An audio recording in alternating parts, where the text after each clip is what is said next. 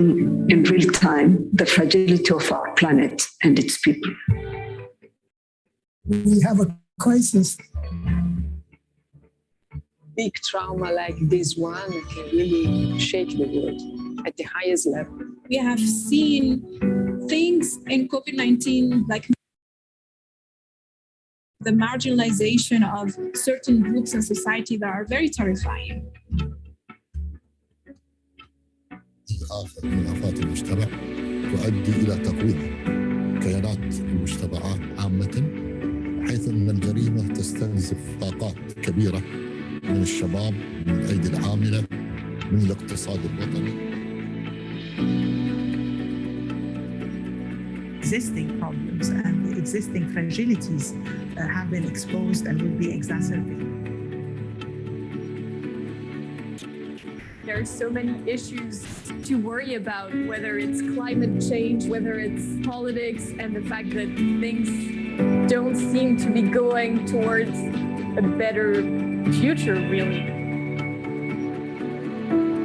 These are all causes that affect me, and they're central to my well-being. There are outside pressures that young people are facing right now that no generations really had to face before. The word right now is putting profit, it's putting exploitation, it's putting inequality, it's putting marginalization at the center of decision. It is not enough to talk about peace. One must believe in it. Other activists who are fighting every day, I think they inspire me a lot. I want other people not to think of how young I am or how small I am. We can do something about this. If we really want to make a change, it's about like every person individually. Our future, the kids' future will be affected. It's happening right now. We're already late on our schedule. We live on the same planet. We have to come together. It's not an option. And it is not enough to believe in it. One must work at it. Queridos jóvenes, también Dios se fija en ustedes y los llama, y cuando lo hace, está mirando todo el amor que son capaces de ofrecer. Como la joven de Nazaret, pueden mejorar el mundo para dejar una huella que marque la historia, la de ustedes y la de muchos.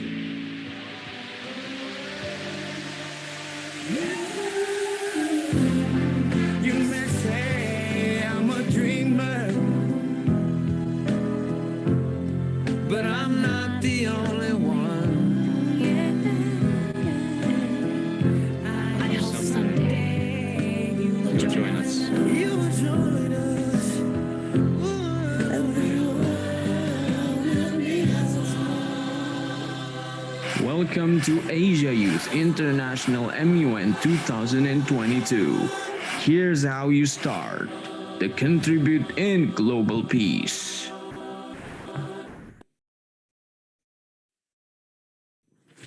No one leaves home unless home is the mouth of a shark. And you only leave home when the home won't let you stay.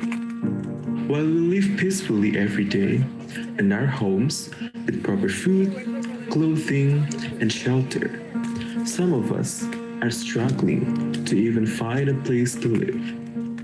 Some of us right now are stranded in the middle of the sea, trying to reach land to get a decent life that they have dreamed of for so long.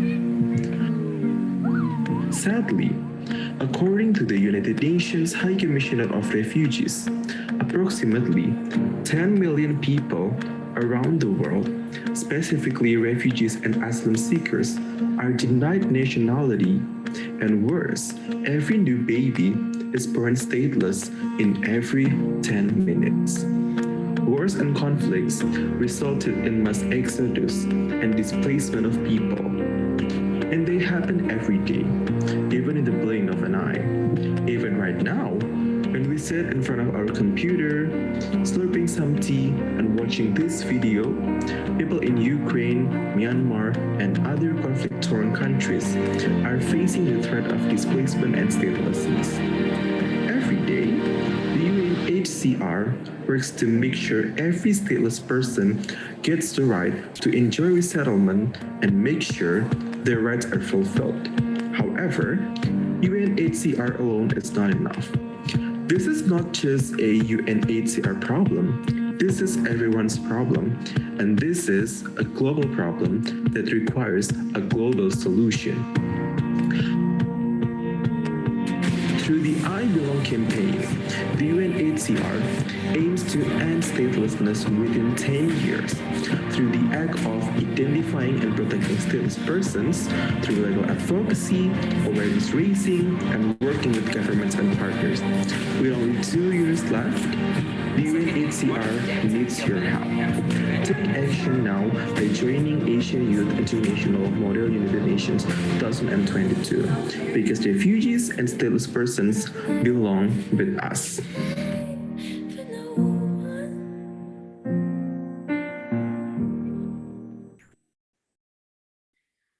Good evening, ladies and gentlemen. Welcome to the opening ceremony of the Asia Youth International Model United Nations 2022. All right, loving the energy, guys.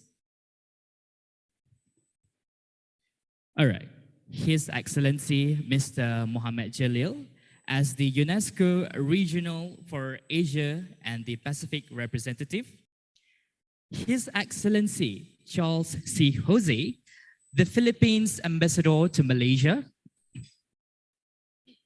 His Excellency Dr. Peter Blomier, the Germany Ambassador to Malaysia, Mr. Raul Sanchez Mino, Charge d'Affaires, AI Embassy of the Republic of Colombia, Ms. Kyle Tumiyati, Economic Officer of the US Embassy, the Board of Secretariat, the Board of Directors of Asia Youth International Model United Nations Offline and Virtual Conference September 2022, and all our beloved delegates of the IMON 2022 Offline, with 278 delegates from 32 countries, and IMON Virtual Conference September 2022 that came from 57 countries all around the world. Give a big hand for that.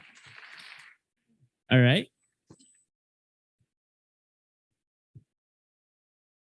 All right, ladies and gentlemen, Asia Youth International Model United Nations Offline and Virtual are the 5th edition of the Asia Youth International Model United Nations, and this conference is organized and supported by the International Global Network, the platform that focuses on youth capacity and development. And in this edition, our grand theme is cooperating and collaboration in pursuing world peace. Speaking about our grand theme, right? We know the truth that in the other part in the world, some people still feel scared to go out, and some of them still get attacked in their own homeland, and some of them are still living under the horrible situations. They are the victims of some people's ego. And therefore, ladies and gentlemen, we are here with the power of youth from all over the world, finding solutions, tackling all the challenges, and strengthening collaboration and cooperation to create a better place and pursuing world peace. Based on our grand theme, right, ladies and gentlemen, we proudly present the Asia Youth International Model United Nations Hybrid Conference in this September 2022, which will be held from today, the 30th of September, until the 3rd of October for the offline conference. And meanwhile, for the virtual conference, is going to be held from 30th of September until 2nd of October 2022. And on behalf of the organizing committee, we do hope that each of us will have a great time and develop ourselves better. And to all the virtual audiences in the Zoom meeting, during the opening ceremony, you are requested to turn on your camera and please mute your microphone for the virtual conference delegates. And now we are going to say hello to all the delegates. So I think I would like to hear some noise from you guys, okay? So can I know if there are any delegates from India here? Okay, any other countries who like to challenge that? Any other countries? Philippines, where are you guys? Oh my God, mabuhay. I'm loving the energy, guys. And then next, from my country, Malaysia. Woo! Okay, all right, okay, I'm sorry. I'm from Malaysia, by the way, okay? All right, so I think from the organizers' home country, Indonesia. Wow. Okay, let me share a fact to you guys. Okay, so basically, among all the IMONs or the conferences that I've joined so far, Indonesia is the most happening. But I think tonight, Philippines is killing it, I guess. Okay. All right. Any other countries are present here? Vietnam? Woo, Vietnam. Woo! All right. Okay, ladies and gentlemen, I would like to share a fact for this event, right? So basically, India, Philippines, Malaysia, and Indonesia are the top 4 countries participating in today's Asia Youth International Model United Nations. And lastly, I would like to say hello to all the delegates that cannot be with us today. They are I think they are at their home right now in the Zoom meeting. But whatever it is, like we would like to hope that you are currently in your good condition and stay safe and please enjoy the conference. All right, ladies and gentlemen. All right. It is such an honor for me to be here tonight and to lead this prestigious conference, ladies and gentlemen. And again, I would like to recall that we have a total of 278 official delegates from 32 countries. And for the offline, this is for offline conference, and it is connected to the 3 councils. And there are other 240 delegates from 36 countries from around the world connected in 5 councils. And before we proceed to the next agenda, I would like to introduce myself. My name is Shahriar, and I'm from Malaysia. So it's nice to meet you guys here, everyone. And I will be accompanying you tonight for the opening ceremony for this event, as well as for virtual conference of IMON for September 2022. Give me a second. All right. First of all, ladies and gentlemen, I'm so sorry. Let us thank God who has given us his mercy and blessings so that we can attend this program here today and gather in the beautiful city of Kuala Lumpur, Malaysia, after a long break from face-to-face conference since the COVID-19 pandemic has begun 2 years ago. Am I right? And then for tonight's event, for the opening ceremony itself, let me just inform all of you about the series of activities that are going to be happen tonight. So first of all, we are going to have the opening remarks by our Mr. Secretary General. And moving on, we will be having the opening speech by our honorable guest. And after that, moving on, we will be having the grand symposium with our inspiring speakers. And then we are going to introduce to you guys the councils as well as the respective board of directors for this IMON for this fifth time. And last but not least, we will brief you guys regarding the general information about the conference itself. All right.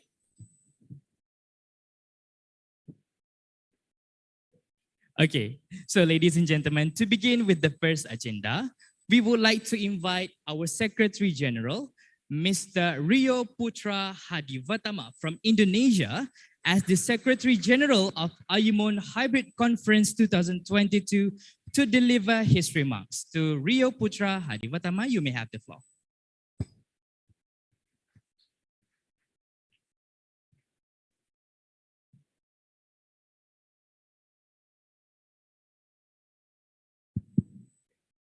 Am I audible? Okay. Nice. Wow, this is really nice to be back in here. So probably I'll just start. Okay, to the honorable speakers, esteemed guests, and my beloved board of directors, the International Global Network team as the organizer, and obviously our beloved delegates from all around the world who are with us currently in this room and who are passionate enough in joining with us virtually from their comfort spot in their own respective countries, despite many extreme time differences. Good evening, everyone. Welcome to the Asia Youth International Model United Nations 2022 offline conference in Kuala Lumpur and virtual conference. It is my honor and also utmost joy to welcome each and every one of you in a conference that nurtures young and aspiring future leaders who travel miles away to follow their own purposes and dreams. My name is Rio Putari Fatama from Indonesia, and I'm honored to serve as your Secretary General in Asia Youth International MUN 2022. I also extended my welcome to our honorable speakers. First is His Excellencies, Mr. Muhammad Jalid, as the Director of Unesco Regional Science Bureau for Asia and the Pacific, and the representative to Brunei Darussalam, Indonesia, Malaysia, the Philippines, and Timor-Leste. Second is His Excellencies, Mr. Charles C. Jose, the Ambassador Extraordinary and the Plenipotentiary of the Philippines to Malaysia. The third one is His Excellencies, Dr. Peter Blumer, as the German Ambassador to Malaysia. And also our esteemed guests, Mr. Raul Sanchez Nino, Charter Affairs, AI Embassy of Republic of Colombia. And the last one is Ms. Kylie Tumiati as the Economic Officers at the US Embassy. In this season, we decided to bring a grand theme that entitled about the cooperations and collaborations in pursuing world peace. This is actually something that has been an issue for so long, and this is agenda that should be pushed forward. Taking a step back, it is certainly surreal, but it has been more than 2 years since the pandemic actually started. Now, many has changed ever since. Countries are starting to recover, and many of us continued their life probably the way it was. I believe that most of us have been in a really extreme roller coaster of life during these hard times. Many great losses, opportunities, jobs, or even our closest one. Many of us become so unstable, stressed due to the hardship that we face globally. Simply, it is something that we never ever imagined before. However, we know that we are walking into another chapter of life.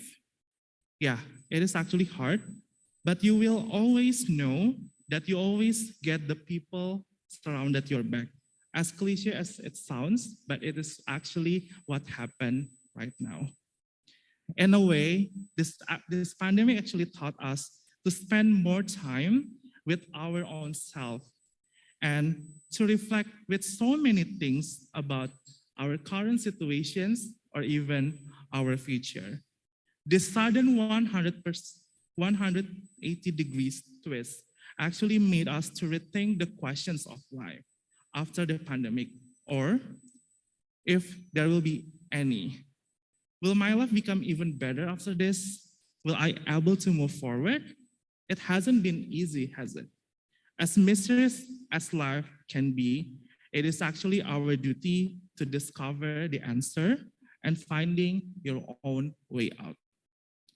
While these times are really certainly difficult, we must not stand still. By emphasizing the collective efforts and joint collaborations in pursuing the world peace, together, we can find the possible solutions to many world's problems, the one with the minimum risk to be taken or anticipated. Remember, 1,000 miles journey actually starts with a single step. And you're actually making your single steps through this conference. Through being present in this conference, you're really putting your heart, purpose, and also your ambitions to it. You're taking your first step towards forward and being the agent of change. And I'm really proud of you for that. I started my contributions in this very stage in this conference 5 years ago in Malaysia, in Asia Youth International MUN 2017. And I really remember that I sat behind at the corner without knowing what I was about to do before. I felt so lost, unsure, shy, but I know my purpose.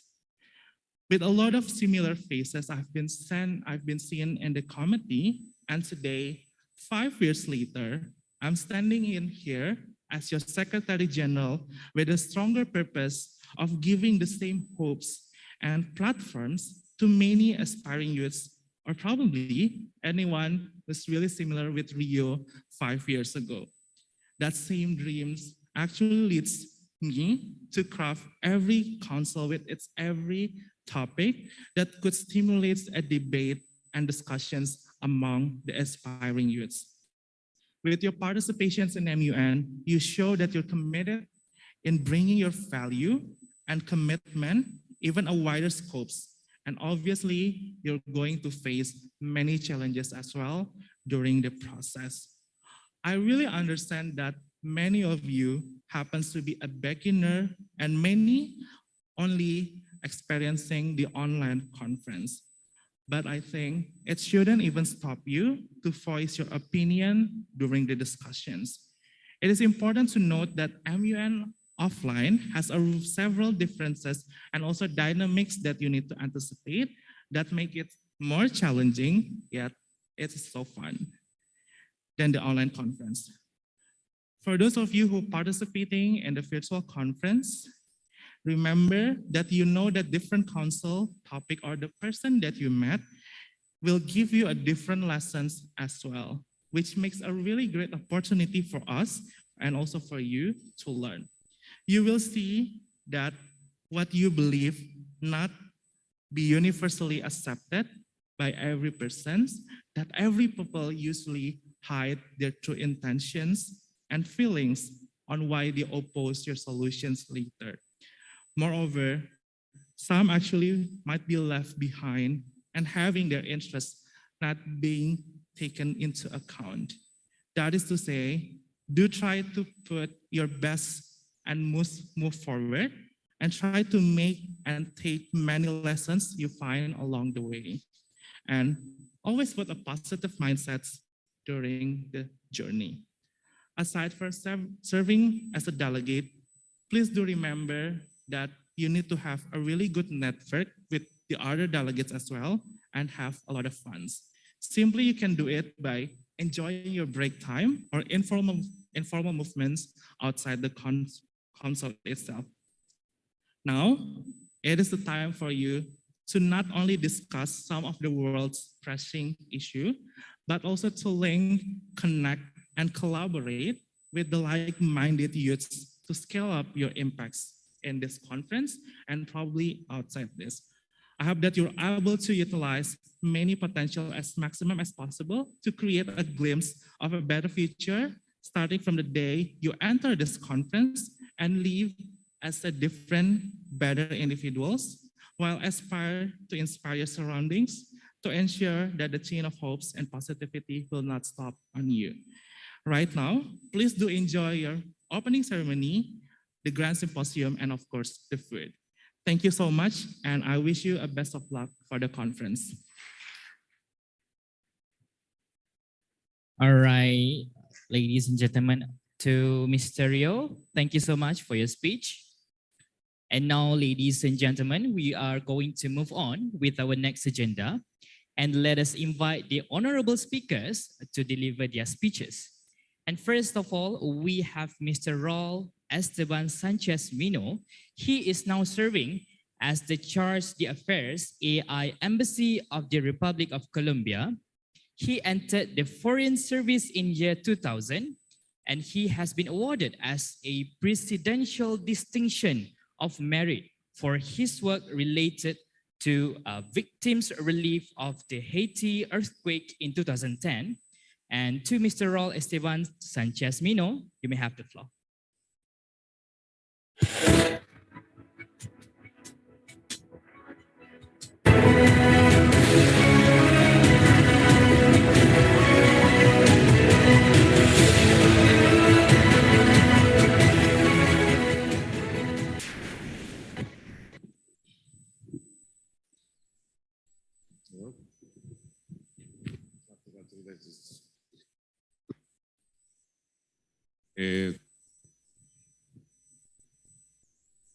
Hello. Now it's better. Good evening to all. Thank you for this invitation, for the organizers, and for my fellow colleagues from the Diplomatic Corps station in Kuala Lumpur. My name is Raul Sanchez. I am a Colombian career diplomat here in Kuala Lumpur for the past 5 years. When I received this invitation to speak to all of you, I struggle a little bit to understand what will be the key message, or what will be the message that I would like to convey. Not because there are many things to say about world peace, there are many things to say about the UN system, but what is relevant for you in these days? What is relevant to the youth that is bombarded by social media? What is relevant regarding peace in such a faraway places that you receive so many different kind of information in a meme, in a small bit of information of 10 seconds, and then you get to interpret the world in those kind of information outlets. That's why what I want to, is that the mic is not working. So my main message for you today will be, what do you expect from yourselves as the contribution as youth leaders to world peace? When you try to understand the system of the United Nations and try to understand the way countries as states interact between each other, you see that the UN system is based in a dialogue between, well, states, because that's the way the charter was founded in 1945. But today in 2022, there are so many actors besides states that have to have a strong word. And one of them, in the big world, ethereal world of civil society, is the youth movements. What the youth movements can achieve is much greater of what any state can do in a formal scenario. When you have a UN assembly, you have different negotiations, you have different outcomes, you have resolutions in the different committees that are big part of the UN assembly. And those resolutions might go to the General Assembly and be discussed, might go to the committee, might go even to the 7th chapter analysis and the Security Council. But at the end of the day, those resolutions, to take action on those resolutions, it takes a lot of things to happen in order for them to become a reality.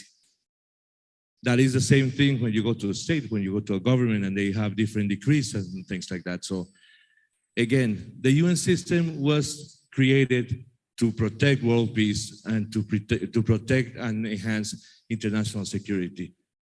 But at the end of the day, it depends on the individuals. The system was created for states to talk among each other, and little by little, it gave way to civil society to have a strong word within the United Nations. But nowadays, 2022, it is the role of the civil society that has the utmost importance of shaping what we discuss as a state and as governments. And I mentioned that coming from a country far away from here. In fact, the farthest away, I am right now the farthest away I can be from home. I am 19,000 kilometers away. And that is a challenge to understand the context about Malaysia or the context about Colombia, because you cannot imagine what Colombia is going through or what Malaysia is going through when you're. So I hope this mic keeps collaborating.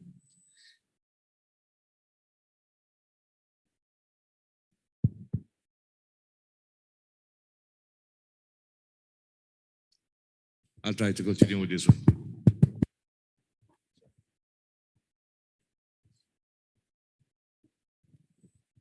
I come from a country that has 52 million people in population. That is more than 1 million square kilometers in size at land, and has more than 1 million square miles of sea, both in the Atlantic and in the Pacific.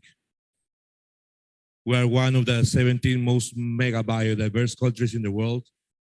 We have the largest number of species of birds in the world. We have many, many things that make you wonder.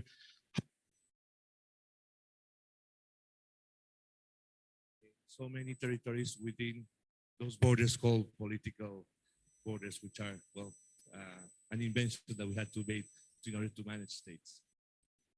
But the matter of fact is that we are a population of so much richness and so much diversity that at the same time, we have struggled in our history with our peace, with our internal peace. We just left a really long internal conflict of more than 50 years. We signed a peace agreement in 2016, and we're now in the implementation of our peace agreement of an internal conflict that took Colombian against Colombian to fight among ourselves. I tell you this not because I want to tell you about the specifics about our conflict, but about the reality of what a country has to face when there is no communication, when there's no dialogue, when there is no channels where the youth, where people that has different interests can talk among each other. That is my second message. What are you doing as youth to establish the proper channels of communication among each other? Do you understand the person that is besides you, not because of language, but what are their interests? What do they want to talk about? What do they want to represent? What are they interested to do in 10 years, in 5 years? Is that similar to your interest? Try to understand the person besides you, because that is the key to understand, not only in communication, but also to establish a proper relationship, either business, either negotiation as you're going to have these days, or in the case of a government, to represent the proper tools to follow what people that elect a government want you to do as an elected official. So that's my second message. Establish channels of communications to know your peers. Other lesson that we learned in Colombia and in the harsh reality that we have lived is that history tends to repeat itself. That's a really much cliche in when you talk about governments. But you have to learn from other people's experiences. Learn your history, delegates, please, I encourage you.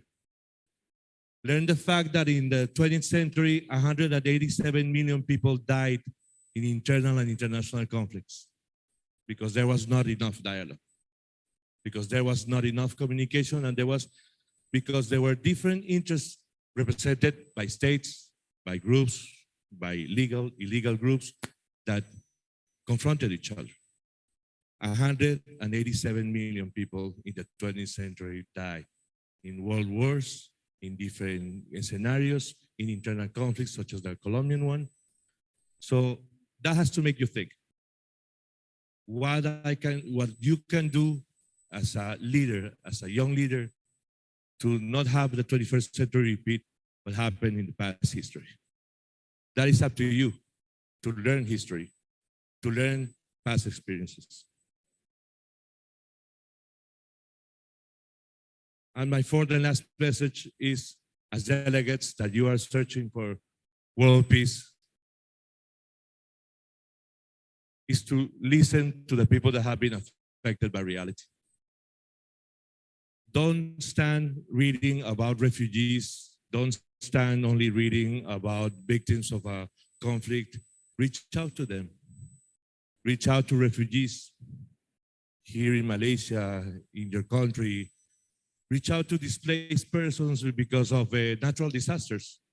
Understand what a person that is affected is going through. Understand that they need change in a matter of hours because of a natural disaster, because of an internal conflict, because of a decision of a government official. For any reason, they are affected. The only way you can be a true leader is if you listen to the people that are affected by your choices. So go to the ground. Go to where it matters. Listen to refugees, listen to victims, listen to the people that are going to be affected positively by your actions.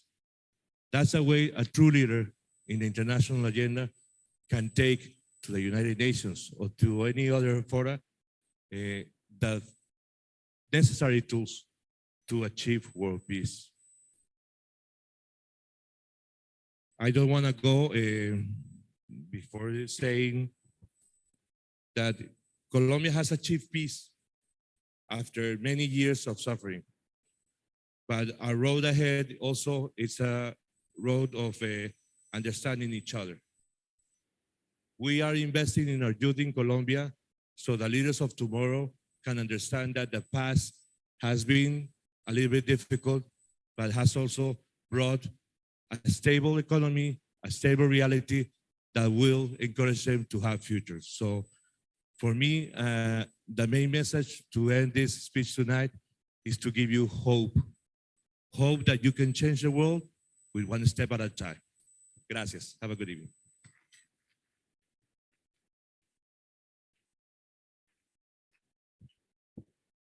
All right. Thank you so much. Thank you so much to Mr. Raul Sanchez, for your speech. Let's give a big clap once again, ladies and gentlemen. All right. Thank you so much for the inspiring speech. And up next, moving on with our next agenda, we would like to invite Ms. Kylie Tumiati, the Economic Officer of the U.S. Embassy. But before that, let me just briefly share the introduction for Ms. Kylie. All right, so basically, ladies and gentlemen, Ms. Kylie Tumiati, she is an economic officer at the U.S. Embassy, covering the environment, science, technology, health, and women's economic empowerment. Kylie received her Bachelor of Science from Seton Hall University and completed her Master's of Public Administration at the School of International and Public Affairs at Columbia University.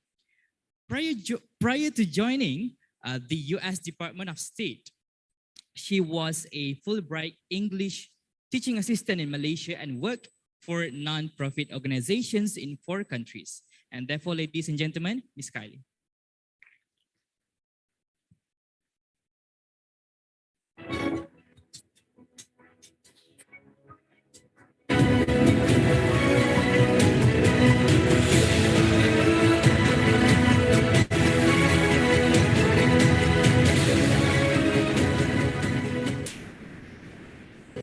Hello, good evening, everyone.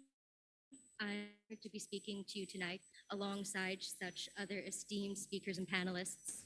And first, I would like to thank the International Global Network for inviting me here today and organizing such a spectacular conference for all of you. And I'd like to thank all of you, of course, for giving me your time tonight. So, in preparation to be here, I did a little bit of research on the countries all of you are from. And according to the ASEAN Secretariat, 65% of the population in the region is under age 35. Breaking it down even further, in the Philippines, and I know you're here because I heard you earlier, 40% of the population is considered youth. Malaysia, 45%. Indonesia, 60%. And outside of ASEAN, India's 66% youth, Tanzania 70%, Kenya 75%, Oman 63%, and the list goes on. So many of you are from countries in which your age group makes up more than half of your population.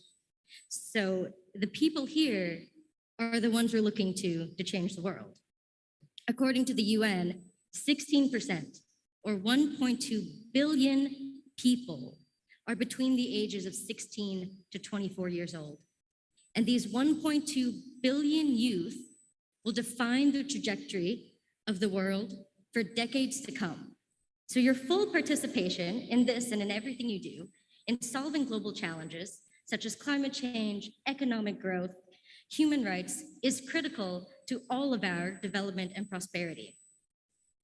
And today I want to speak to you from a slightly different perspective than the rest of our esteemed speakers who've had very long and amazing careers, because I am just starting my career, like many of you are doing, or many of you will soon be doing.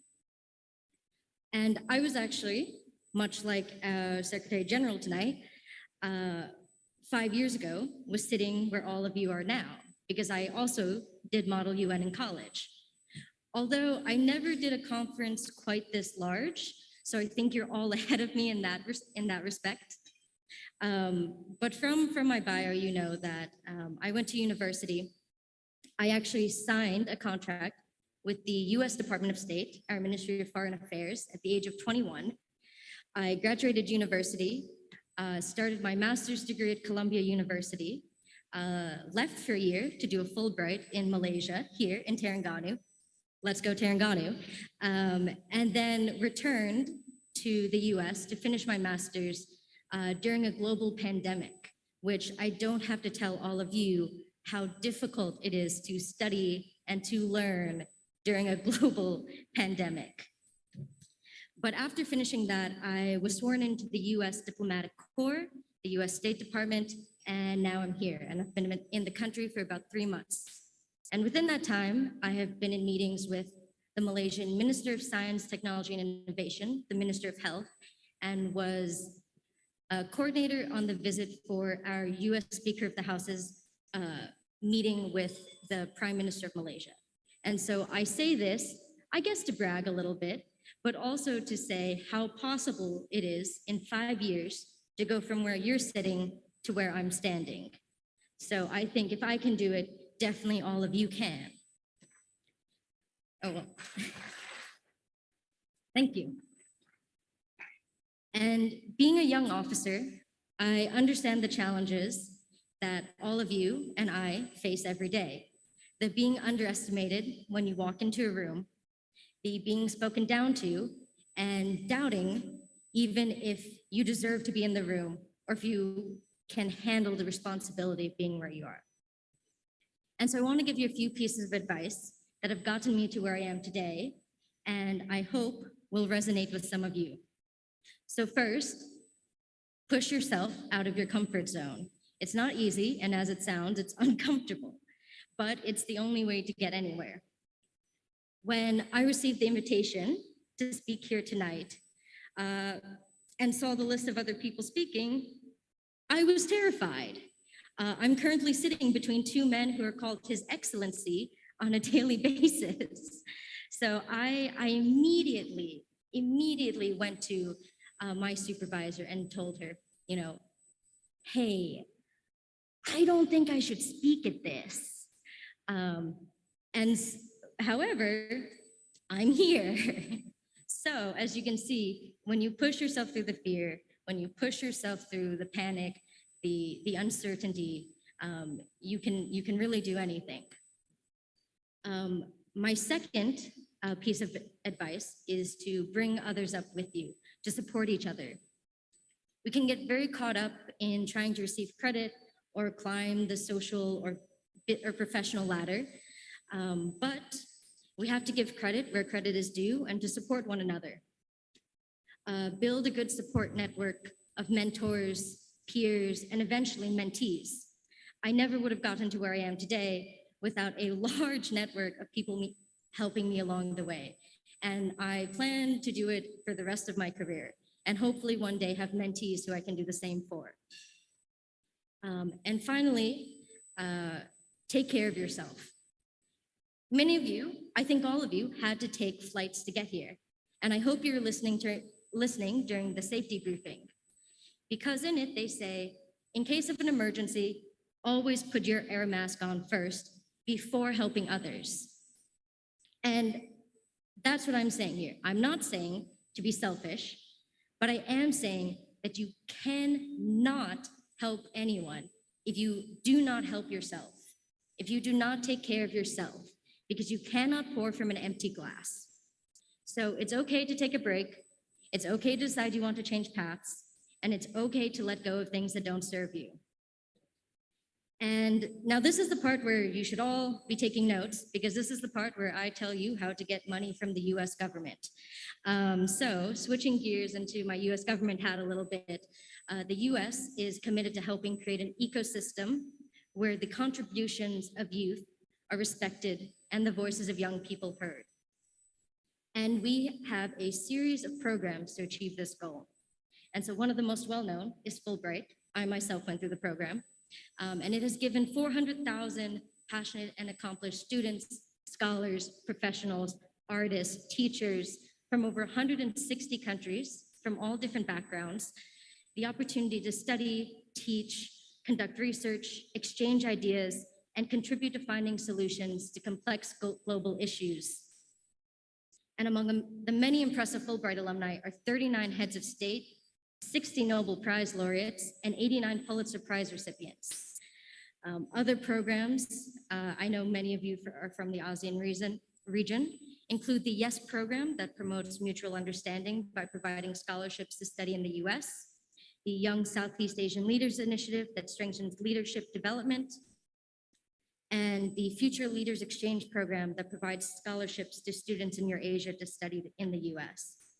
And I know, just from all of you being here today, that you are the type of people that we're always looking for. People who are bright, people who are enthusiastic, and people who know what they want. And I truly believe that all of you probably qualify for at least one, if not all of those programs. So I would definitely look into it.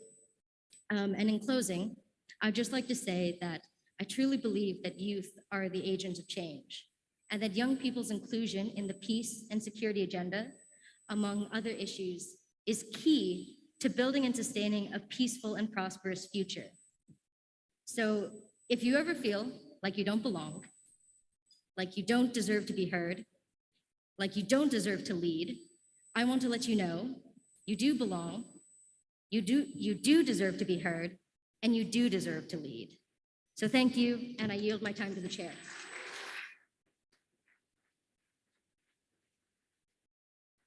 All right. Thank you so much to Miss Kali for the very wonderful speech. You know, she did mention her journey in life as well as the awards. The things that she has done is really inspires me to be like her.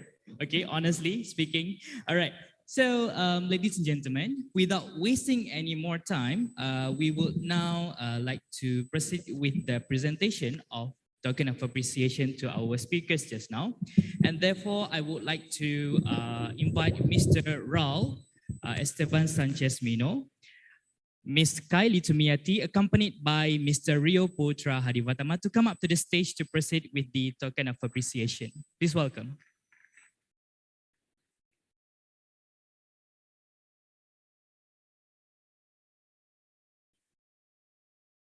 Okay, can we give a big hand to all the speakers again, ladies and gentlemen? Okay. So you may come here to the front.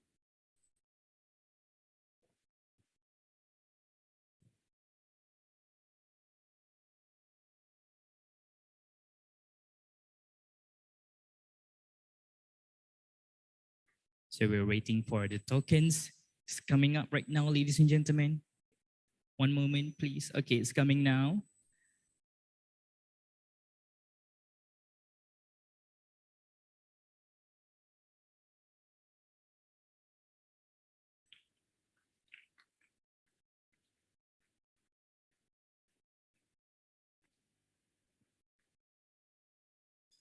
Smile.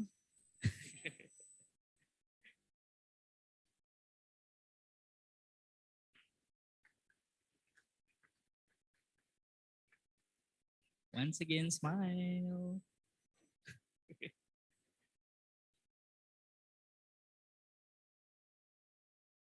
Now we're going to have a group photo, three of them. With a section in the middle, looking good there.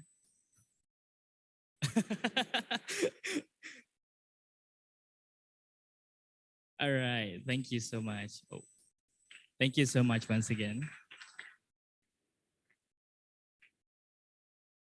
All right, ladies and gentlemen, we will now proceed with our next agenda. But before that, I would like to hear some noises again, since I think all of us are quite quiet just now for a moment. So can I hear some noise from Unicef Council delegates? That's quite loud, I guess. Maybe we could hear some more noises, louder noises from Unesco. Wow, it's literally echoing in my ears. Oh my God. Okay, last but not least, UNHCR. Wow, I'm loving the energy that you guys give tonight, also, as well as to the people in the Zoom meeting. I hope you guys are cheering wherever you are. Okay, all right. So, ladies and gentlemen, to proceed with our next agenda, we are going to have the Grand International Symposium.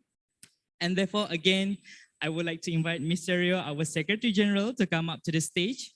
For your information, ladies and gentlemen, Mr. Rio is going to be the moderator for tonight's symposium. And therefore, I shall pass this session to Mr. Rio. Please give a big hand to him.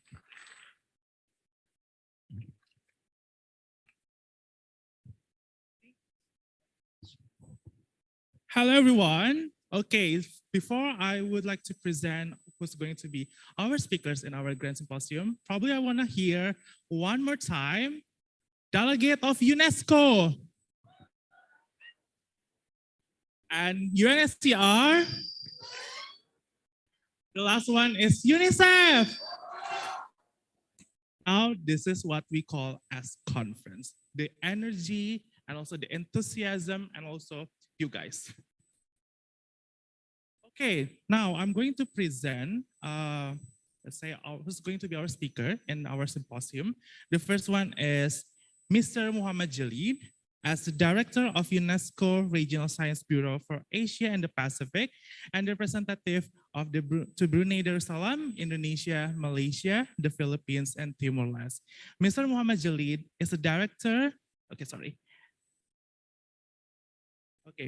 prior to this post is actually in Jakarta. Mr. Muhammad Jalid has been Deputy Director to the Bureau of Strategic Planning in the UNESCO headquarters, and also the Director of UNESCO Regional Office for Eastern Africa in Nairobi in 2005. Mr. Jalid was firstly joined UNESCO in the Division of Educational Policy and Strategic in the Education sector in 2001. As UNESCO representative in Iraq in 2005, he supervised and supported the elaborations, the science and technology policy, the review of the national curriculum, and launched the educational TV Iraq Edu Satellite channel, which provides quality education to the Iraqi student. Now, let us welcome Mr. Muhammad Jalid to the stage.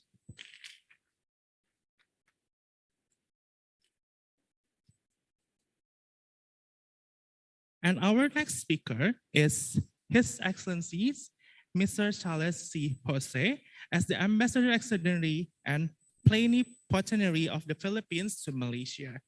He completed his Bachelor of Arts in Economics at the University of Philippines and Master of Arts in Southeast Asian Studies at the National University of Singapore.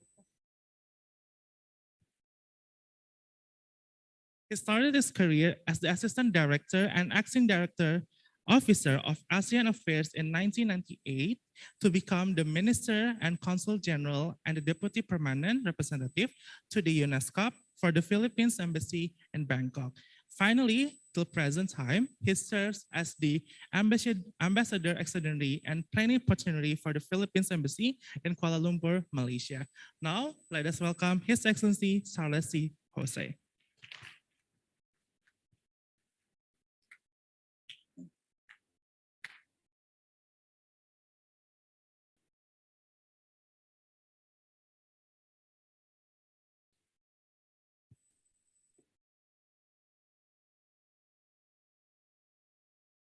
And the last one is His Excellencies Dr. Peter Blomier as the Ambassador of Germany to Malaysia. He was born in Bremen. Dr. Peter Blomier was trained in law and history, obtained his first and second state exam by the Albert Ludwigs University at Freiburg. He also studied in the Academy for Foreign Service. His career in the Foreign Ministry started as the advisor for economic affairs in the Germany Embassy in Tokyo. He also obtained his doctorate by Albert Ludwigs University at Freiburg. He started his career as desk officers at the divisions for General Order, Security Councils, General Assembly, and the peacekeeping missions of the UN. His first experience as the ambassador was on 1998, served as the deputy ambassador to the Republic of Albania, Tirana. Finally, from October 2020 till present time, he serves as the ambassador of Germany to Malaysia. Now, let us welcome Dr. Peter Blomier.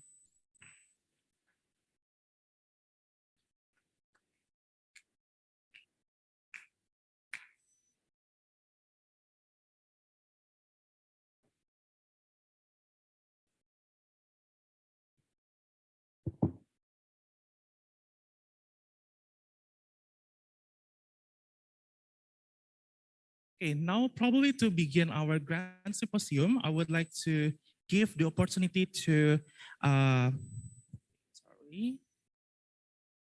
Mr. Mohammed Jalid to express and also to elaborate his what he want to say in this grand symposium. You may go. I have a presentation. Oh, you have presentations? Yeah. Committee presentations.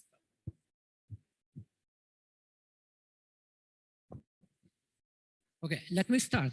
Okay, first of all, honorable ambassadors, honorable guests, delegations. I think this event is for you, not for us. I would like to thank the Secretary General and Aymoon for this invitation. I'm delighted really to be here. Why? Because it's an honor to talk to the people, to the youth that are going to be the future leader. Can you imagine? I'm talking to the leaders. I didn't think about it, but I'm really humbled and pleased to be with you. When they asked me to talk about the culture and peace, I was trying to think about how I can approach it. In this context, as you can imagine, as UNESCO representative, I have many opportunity to talk about these issues, but this kind of context is a little bit different. And I wanted to send some message at the same time. To give a message, you need to come back from where we are coming, to give some history, because we had a long journey.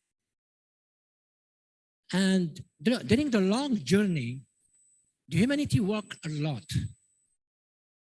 but we are still there, and we are still working. Then I would like to say, to talk about from where we are coming, what we did, what kind of challenge, and where we are going. And most important, what will be your role? Let's go through the presentation. If I allow me, I go down because I want to be close to you.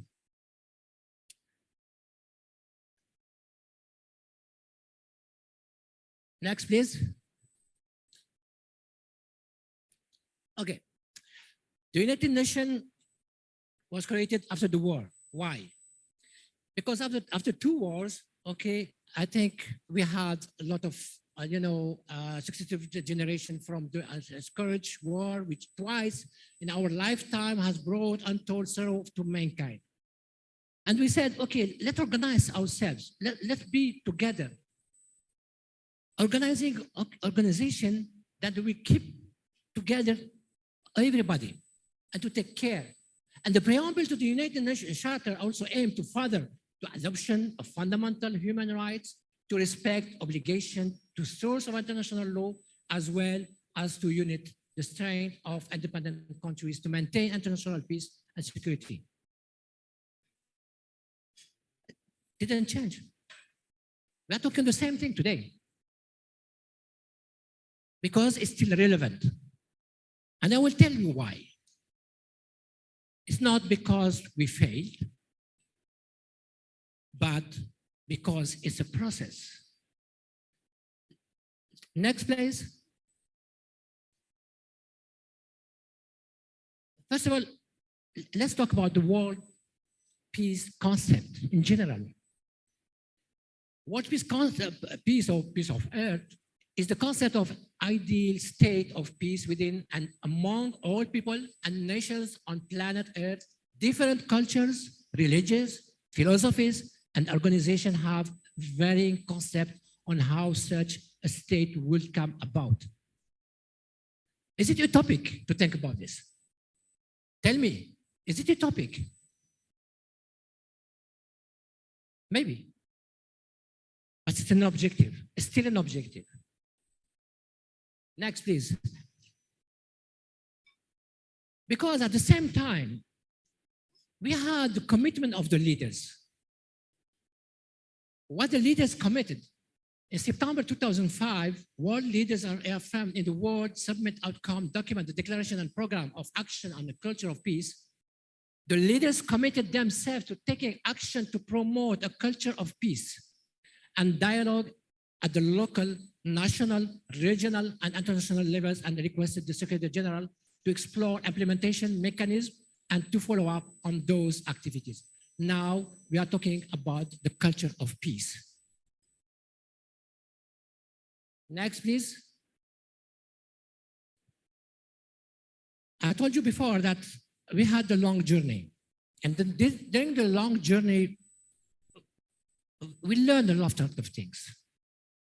I'm not going to list off the lessons learned, but I would like to highlight this because they are still relevant and we need to think about it. And during the next 3 days, think about it and how we can use these lessons. The first one, I think we should not think that there is a magic formula. Forget it. If you think there's a formula, okay, I tried, I couldn't find any formula. To be adopted by one or two powers. Sometimes there is some, powers that think that they have the solution. Unfortunately, the solution cannot come from one or two. Everybody is involved, has to be involved.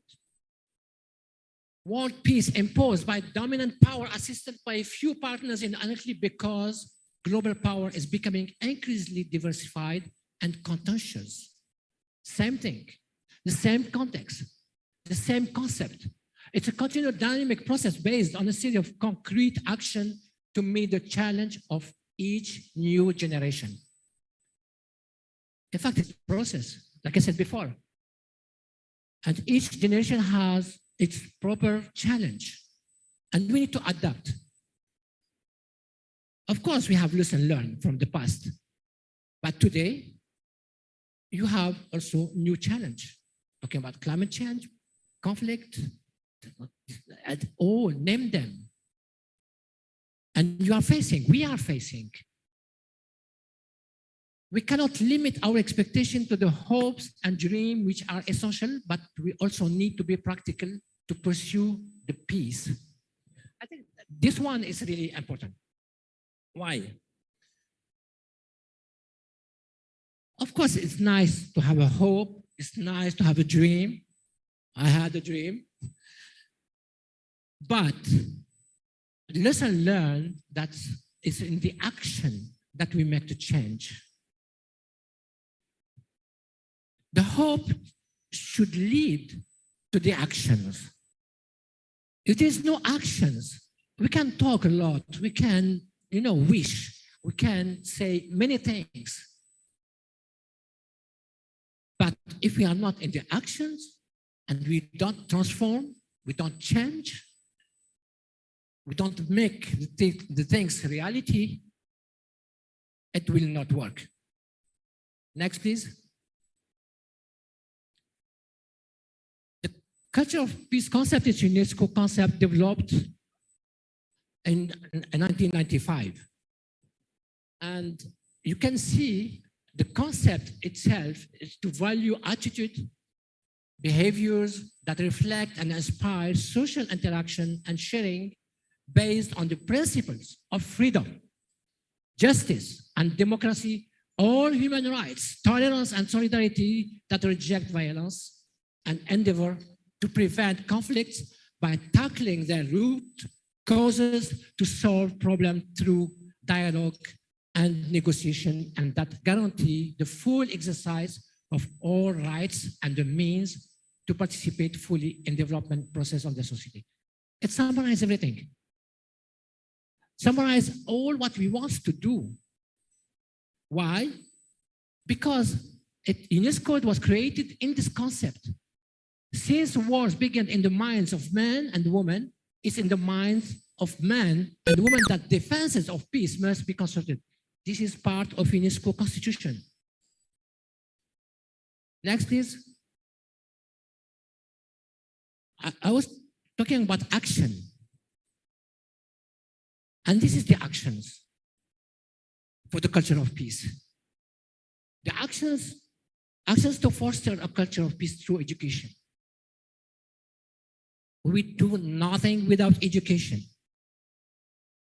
Action to promote sustainable economic and social development. I will talk about the SDGs.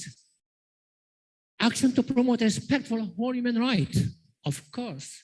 Action to ensure equality between women and men, gender parity. Action to foster democratic participation. Action to advance understanding, tolerance, and solidarity. Action to support participatory communication and the free flow of information and knowledge. Action to promote international peace and security, of course. This is all the actions that we need to put in place. Next, please. 8 factors of positive peace while functioning government. Institution has to function. The strong institutions make sustainable the future. Equitable division of resources, it's obvious. Free flow of information, good relation with their neighborhood, high-level human capital, which increase life expectancy and increase literacy, acceptance of the right of others. Next, please. The culture of peace and sustainable development, 2 sides of the same coin. Because now we are talking more and more the sustainable development. We are coming from the culture of peace and we are going to sustainable development. 2030 Agenda for Sustainable Development adopted by all UN member states in 2015 provides a shared blueprint for peace and prosperity for people and the planet. Now, into the future, they recognize that ending poverty and under-deprivation must go hand in hand with strategies that improve health and education, reduce inequality, and sparse economic growth, all while tackling climate change and working to preserve our ocean factor. What makes difference on this one? On this one, that everybody all around the world agreed on the concept, on these objectives. Next one, please, and we'll see. Next. And we'll see the 17 SDGs goals. I think you are familiar with this. If not, you have to be. And why they are important? Since the adoption by all member countries of the United Nations in 2015, the Sustainable Development Goals have been the blueprint for achieving a better and more sustainable world. The SDGs are not just a call for action, but a set of common objectives universally agreed by the international community. Because the SDGs are interconnected, they must be jointly pursued. From government, corporation, civil society, and order is needed to achieve the global goals. The SDG assume that economic prosperity, social progress, and environmental protection must be considered altogether, not in isolation. What is coming from this? It's coming that you cannot tackle the issue partially. It's globally.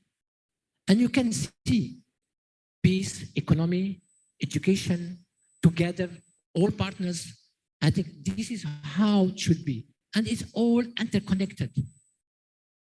You cannot tackle only one passion. You cannot only say, oh, I'm going to tackle just the peace. No, it doesn't work. You cannot tackle only economy. No, it doesn't work. And this is why this is the SDGs, that's how it was developed. Next, please. This is just a picture. I'm sure that you saw this many times, and I will not stop. Next, please.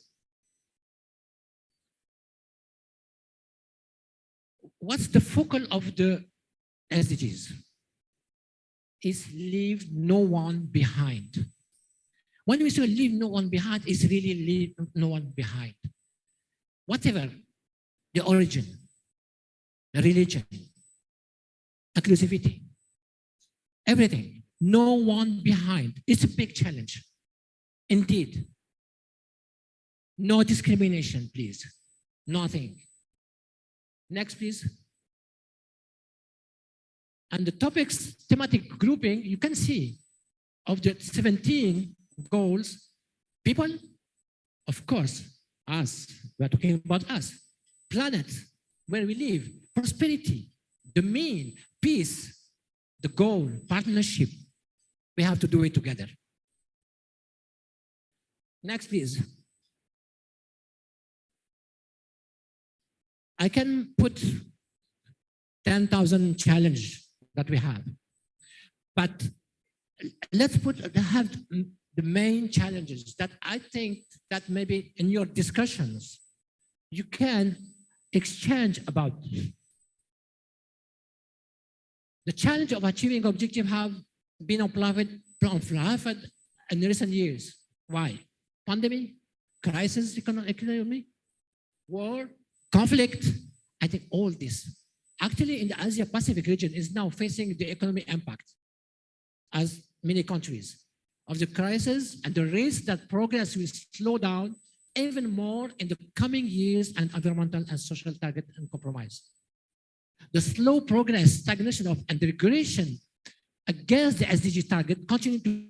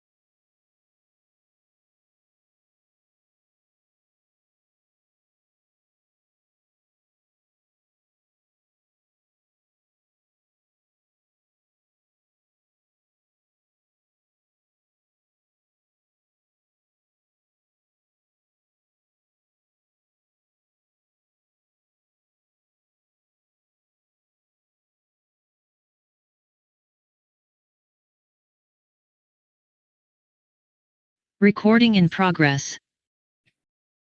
Achieving the goals is more urgent than ever as the world faces existential challenge across the economy, social, and environmental dimension of development. We are living this now, actually, today. This war in Europe is affecting all the world. To accelerate progress, the region must make significant strides towards equality through investment that improve the lives of the poorest and most marginalized people to ensure that no one is left behind. Because there's a risk. There's a risk that the gap will be biggest. And if there is no inclusivity. And you have many examples around you. Next, please. The most urgent need include enhancing quality and equity of it in education. You remember, I said before, education is critical. Closing all types of gender gaps, ending violence against women and girls, effectively managing scarce water resources, all basic services. This is basic services that would be. Everyone must have access to decent employment, reduce urban pollution, and finally, each country should be accountable.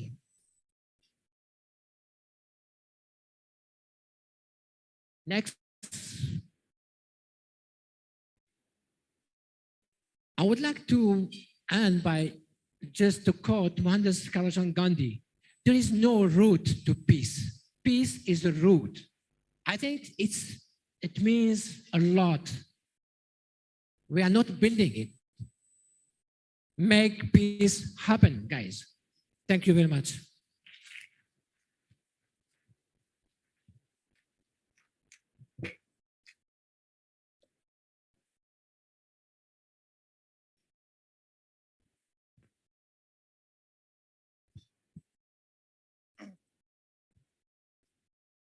Thank you so much for Mr. Mohammed Jalid for the insightful symposium. So I really like how he actually opened the discussions with the notion of looking for peace and also the world peace concepts or peace on earth itself. It's actually being followed with the leader's commitment, implementation of the program of action and also actions, because only the blueprint or probably only about the design itself, it's not only going to come true unless you make some kind of actions. And actually, we also talk about the main challenges that we actually face in the SDGs and how we're going to move forward. And after this, I'm going to invite His Excellency, Mr. Charles C. Jose, to deliver his remarks in here.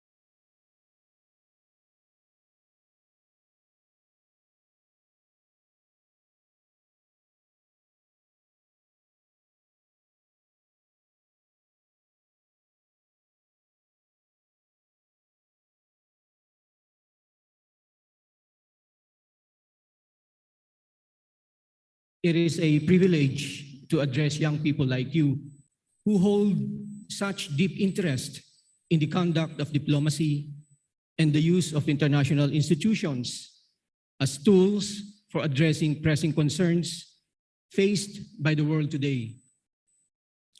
Tonight, I wish to address the following questions.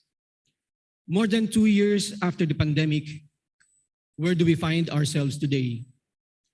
How has the conduct of diplomacy been impacted by the pandemic? And what does all of this mean for today's youth? The COVID-19 pandemic continues to change the world in a manner and scale not seen in a long time, probably since World War II. The challenges it has presented have been multifaceted, affecting various aspects of our lives as individuals, our families, our communities, our countries, and how they interact. And last but definitely not the least, our environment.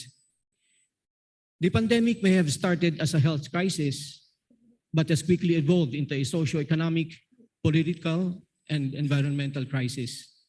According to the International Monetary Fund and the World Bank, in the aftermath of the pandemic, most economies in various geographical regions will have negative GDPs, or at best will have very low GDPs. Most jobs and companies will go bankrupt and will be grappling with serious feasibility challenges. Millions of jobs will disappear and more families will be exposed to poverty and insecurity about the future across the world. Crime, violence, and economic insecurity are, of course, expected to be direct consequences of these challenges. On a social level, among the destructive impacts of the pandemic are worsening inequality and motivation for emergence of nationalism and extremism. Indeed, the pandemic has forced many countries to close off their borders, with direct impact on the security and well-being of migrants and tourists alike. Closed borders have also resulted in ideological polarization. In some contexts, where in the name of securing one's communities, racial prejudice and bias were allowed to color local pandemic responses, even when such measures proved to be baseless, ineffective, unjust, and unnecessary. Aside from exacerbating poverty and social inequality, the pandemic has also further set us back in the global collective effort to reverse environmental degradation and the effects of climate change.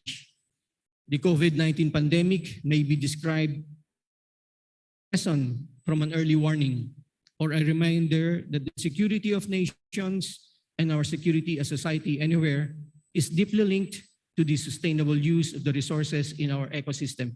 Indeed, many have pointed out that the difficulty in curbing the spread of COVID-19 at the onset compared to the handling of previous outbreaks was due to the complex interplay between drivers of change, such as ecosystem disturbance, urbanization, international travel, and climate change.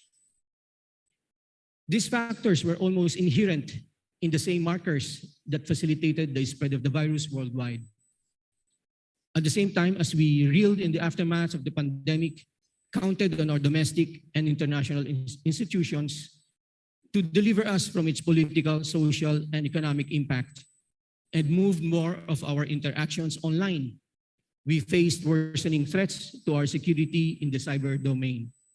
For one, global disinformation, almost like a virus, continues to spread and undermine the health of our democratic institutions and our long-standing values as a society, such as basic norms of human decency and human interaction, the respect for truth, and the difference between facts and lies.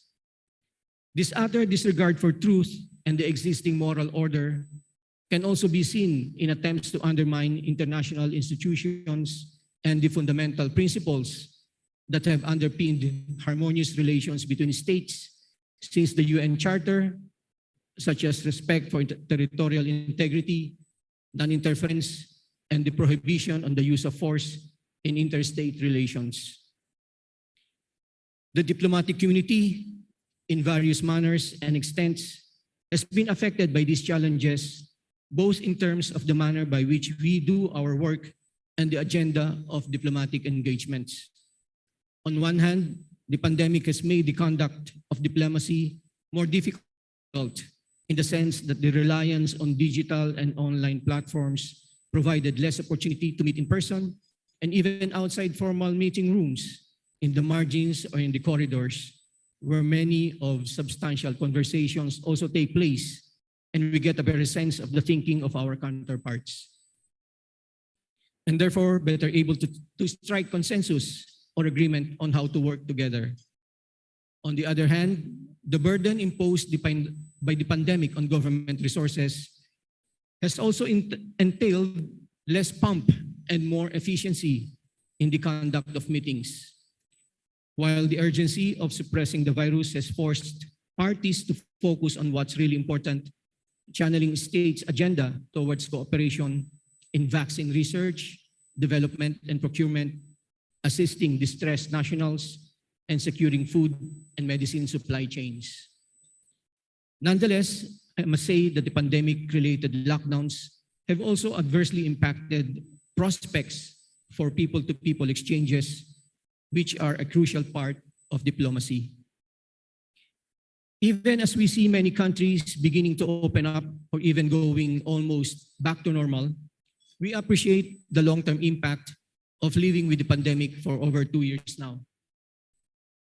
The school closures and disruption of social lives, especially for the youth and kids, have resulted in what many now describe as the COVID generation. Being holed up in their homes for 2 years without access to schools and physical interaction with friends, many have been through severe psychological stress with their lives and learning put on hold. Those who are on the verge of joining the labor sector have also been particularly anxious about their employment prospects.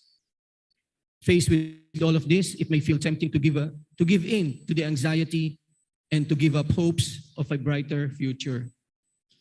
Yet, if we look more closely at the events that have shaped us, not only during this pandemic, but throughout human history, what has been repeatedly and conclusively proven is that we, as a society, have an immense potential for collective action to bring about positive change when faced with an emergency and a real existential threat.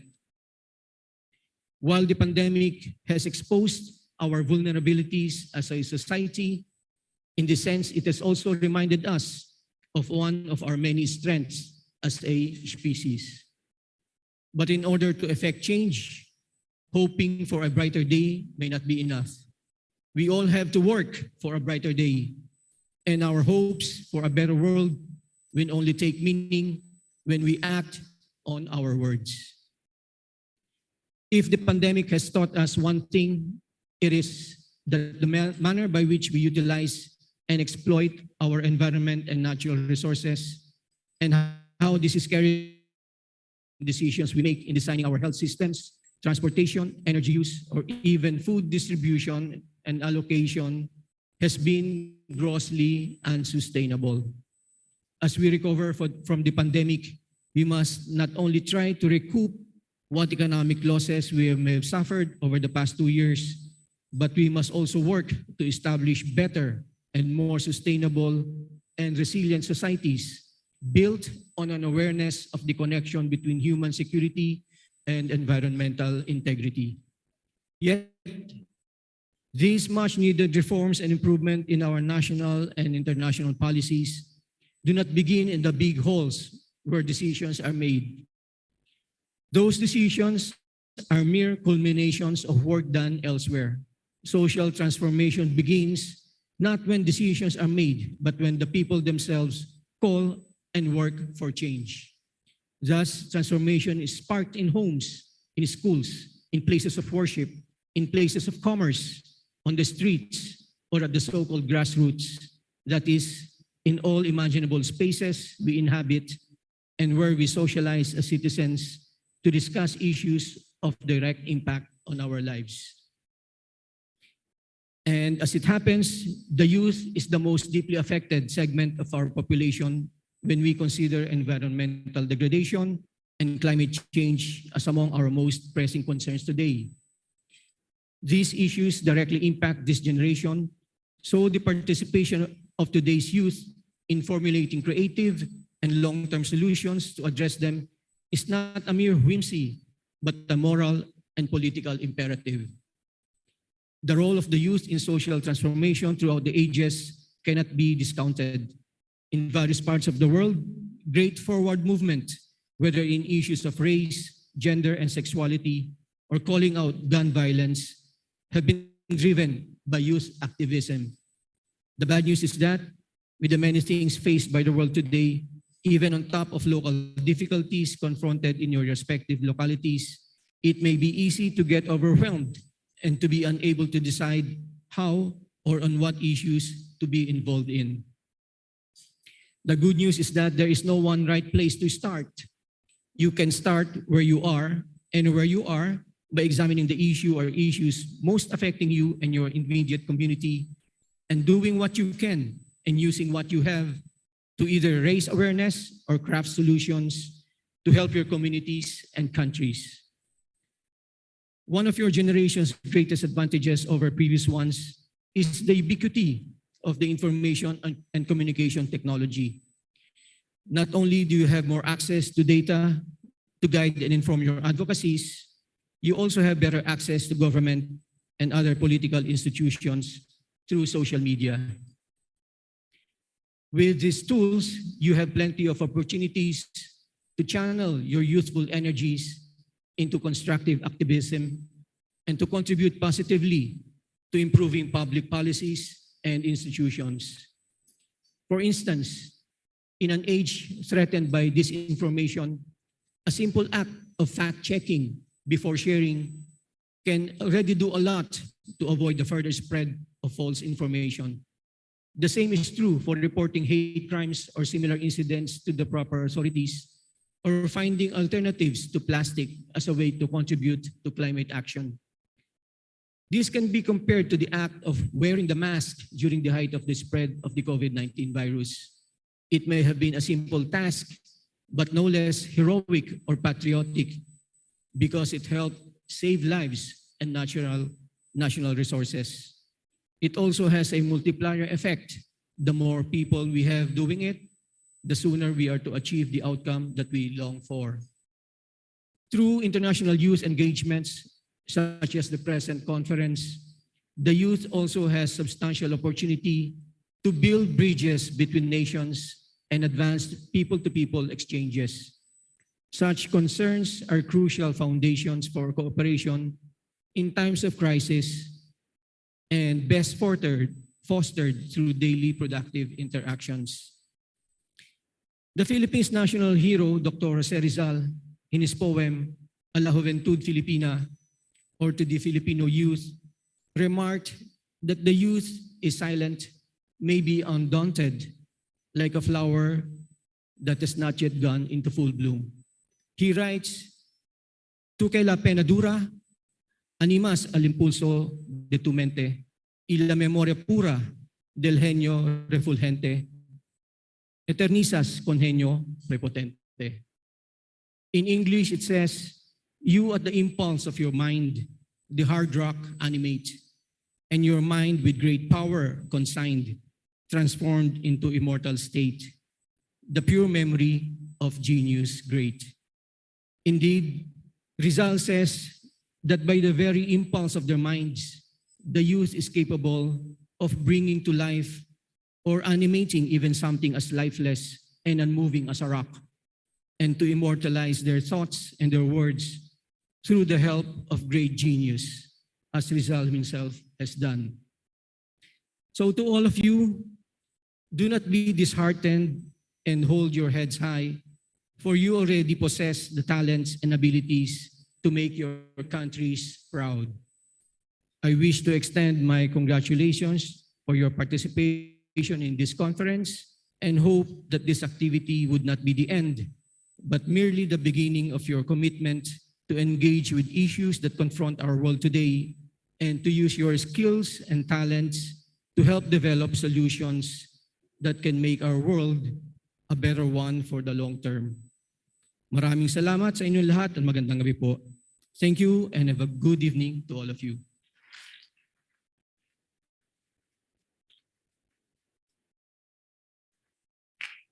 Thank you so much for the remarks from His Excellency, Mr. Salesi Jose. We actually talk about international institutions that need to be utilized for more aspiring youths like us to escalate our potentials. We also talk about the diplomacy during the pandemic because so many are actually affected by the crisis, where poverty and social security and also violence are actually become the main issues in here. We also talk about the global collective efforts on the effects of climate change, environment security, because it's actually being overlooked during the pandemic as well. We talk about the roles of society and also international community in addressing these challenges and also how important it is as well. And the last is, there's actually a message from His Excellency Sarasi Jose about starts from where you are and the issue that close to your surroundings. Take actions and make it sustainable. Hold your head high to make your country proud with your potentials. Now, we invite His Excellencies Dr. Peter Blomeyer. Thank you. Good evening, dear colleagues, dear organizers, dear students and participants. We have very smart hosts. They didn't tell the speakers what they should talk about, and so everybody made up his own topic. I asked myself, what should I talk about? And our topic is now pursuing world peace, and I'm going to try now to share with you a few thoughts about this topic. Assalamu alaikum. That is a beautiful Arabian word. Peace be upon you. But what is it, peace? Peace is a state of mind, you could say. We all experience it once in a while. Sometimes we are peaceful, sometimes we are less peaceful, and our friends notice. But it's not only us, it's also our relations to others, within families, within groups, also within states, and states among each other. If you get to the international level, we have a system how to preserve peace. That is within the United Nations. We have a Security Council, and within the Security Council, we have 5 permanent members with the veto power. That's very dangerous because each and every veto power can veto any decision which would preserve peace. And this is exactly what is happening right now. We have the situation that a permanent member of the Security Council is waging a war of aggression against his neighbor. And any decision by the Security Council is blocked because, of course, this member can veto these decisions. So what can we say about it? The system does not really function. There was this young lady from the American embassy who has said, oh, I was sitting between 2 excellencies. But are we really excellent? The old diplomats who hand over to you now? If we hand over such a system, which is not really working, how is it working? What kind of an international order do we have?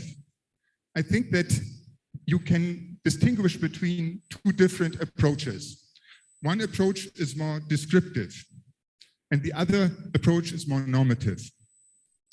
The descriptive approach looks at the world and says, okay, there are some great powers. These powers have zones of influence, and actually they can do whatever they want to, act according to their own will in their zones of influence. And they also say, well, okay, these powers, they regard the international law as a tool. They use it when it serves their interest, and they abandon it, twist it, when it does not serve their interest.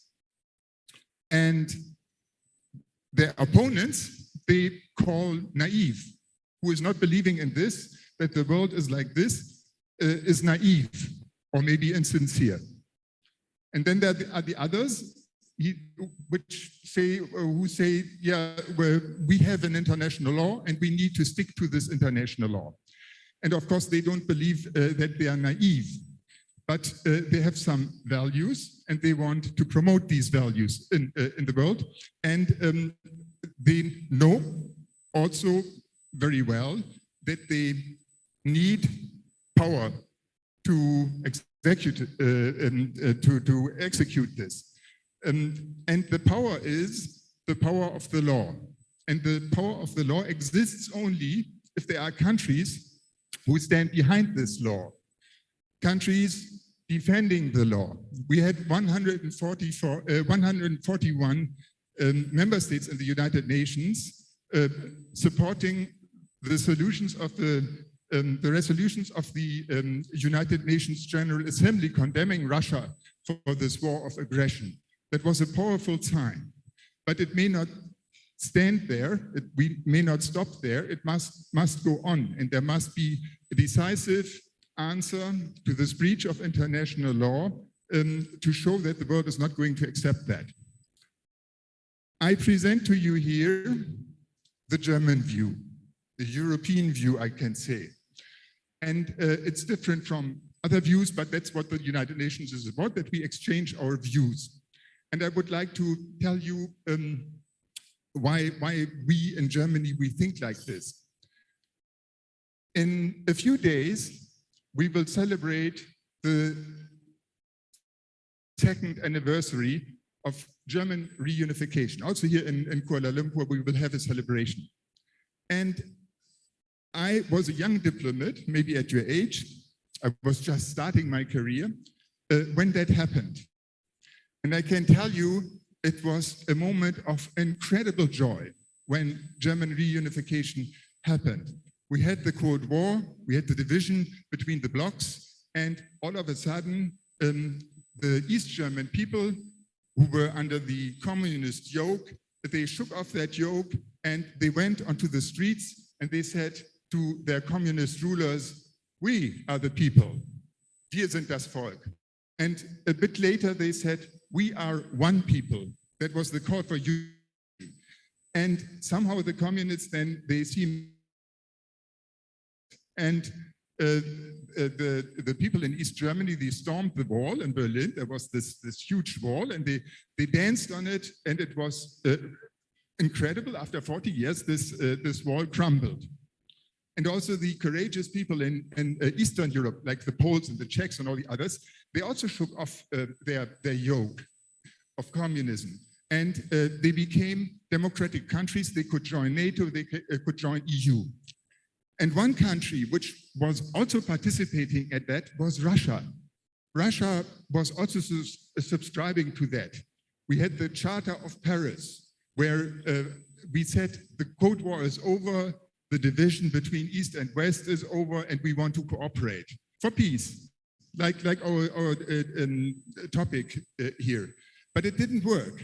In Russia, things went bad, and after 10 years, Mr. Putin came and evolved into a dictator who is now waging war against Ukraine and not respecting his duties.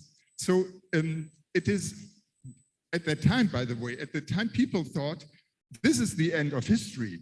We only have now democracy, human rights, rule of law, and there was great hope, but this hope has been destroyed. So after 32 years, now we need to tell you that we hand over the world to you in a much worse shape than it was when we started. So it's not very excellent. Now, this is one thing. The other thing is what we need to talk about it, and it was said already here. We have problems in this world which influence the maintenance of peace. Indirectly, one could say.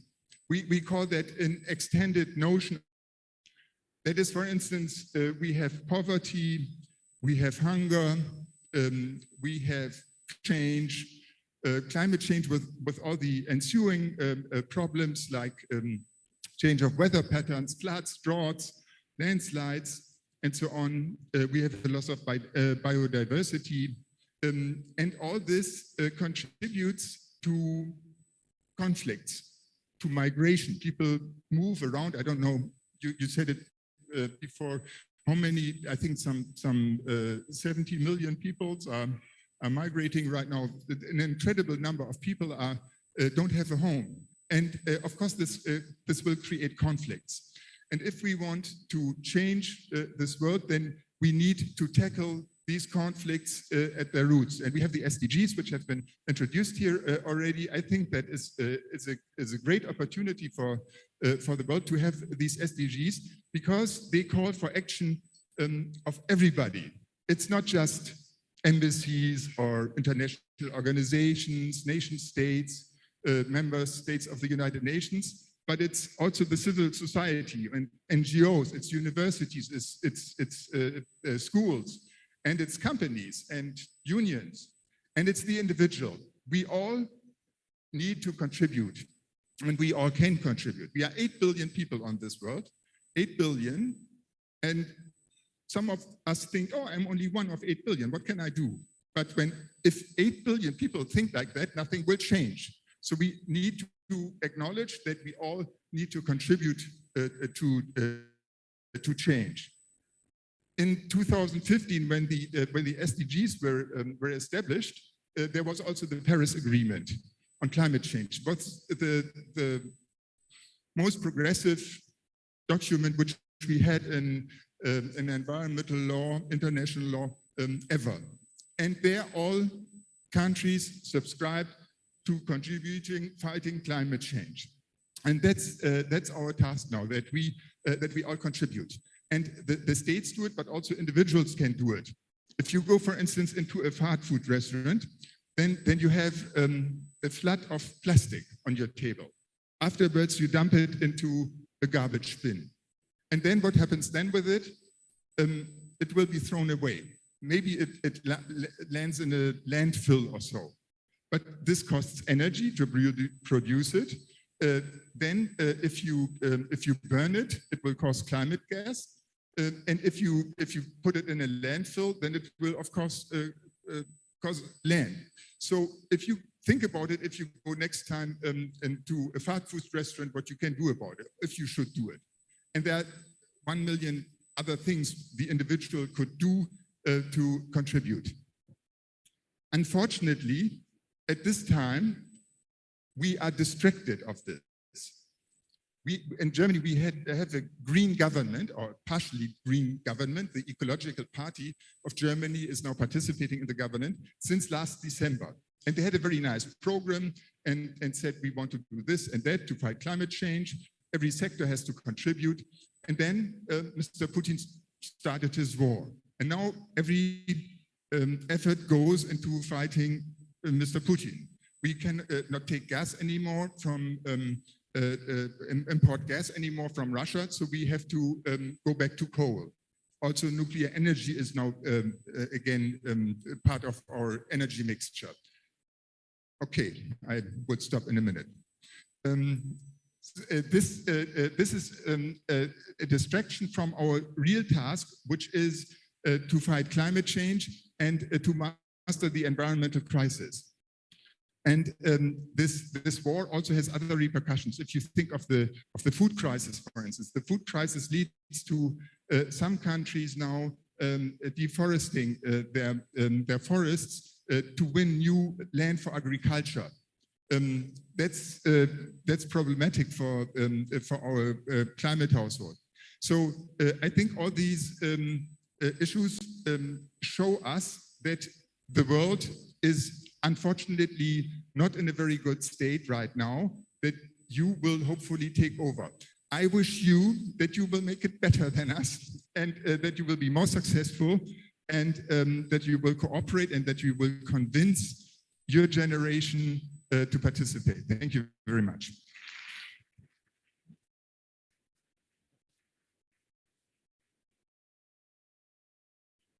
Wow, that's really interesting and also insightful. So here are actually several key takeaways that we actually talked with Dr. Peter Blumeyer.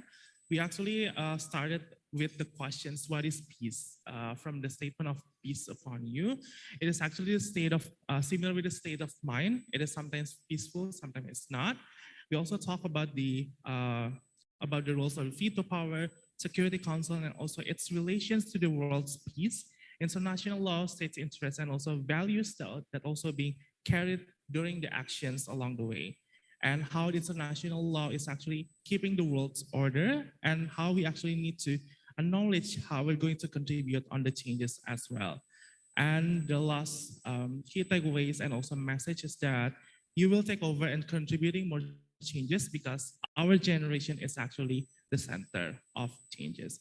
Okay, now we actually move forward to the question and answer sessions. Probably I'm going to begin with the question from the raised and the virtual from the virtual conference. So there's actually a questions from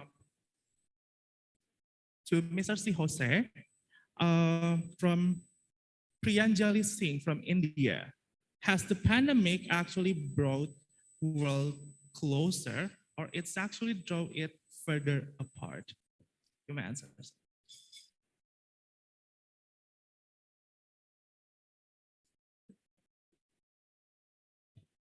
Well, thank you very much for the question.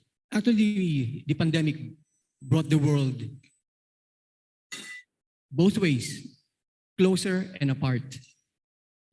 I would say closer because the world community helped each other in finding solution to the pandemic, developing the vaccine, distributing the vaccine, and sharing the information and the knowledge that one country might have with the other countries that do not have this vaccine. To me, that was one way the pandemic brought the countries together. On the other hand, the pandemic also brought the countries apart. In the way, physically, I would add, well, because of the movement control orders, the restrictions and the lockdowns, we were not able to go out of our homes, we were not able to meet, we were not able to go to our offices in person or attend classes in person. So that in a way, because we were holed up in our homes for more than 2 years, physically, I would say that was the way the pandemic brought the world apart.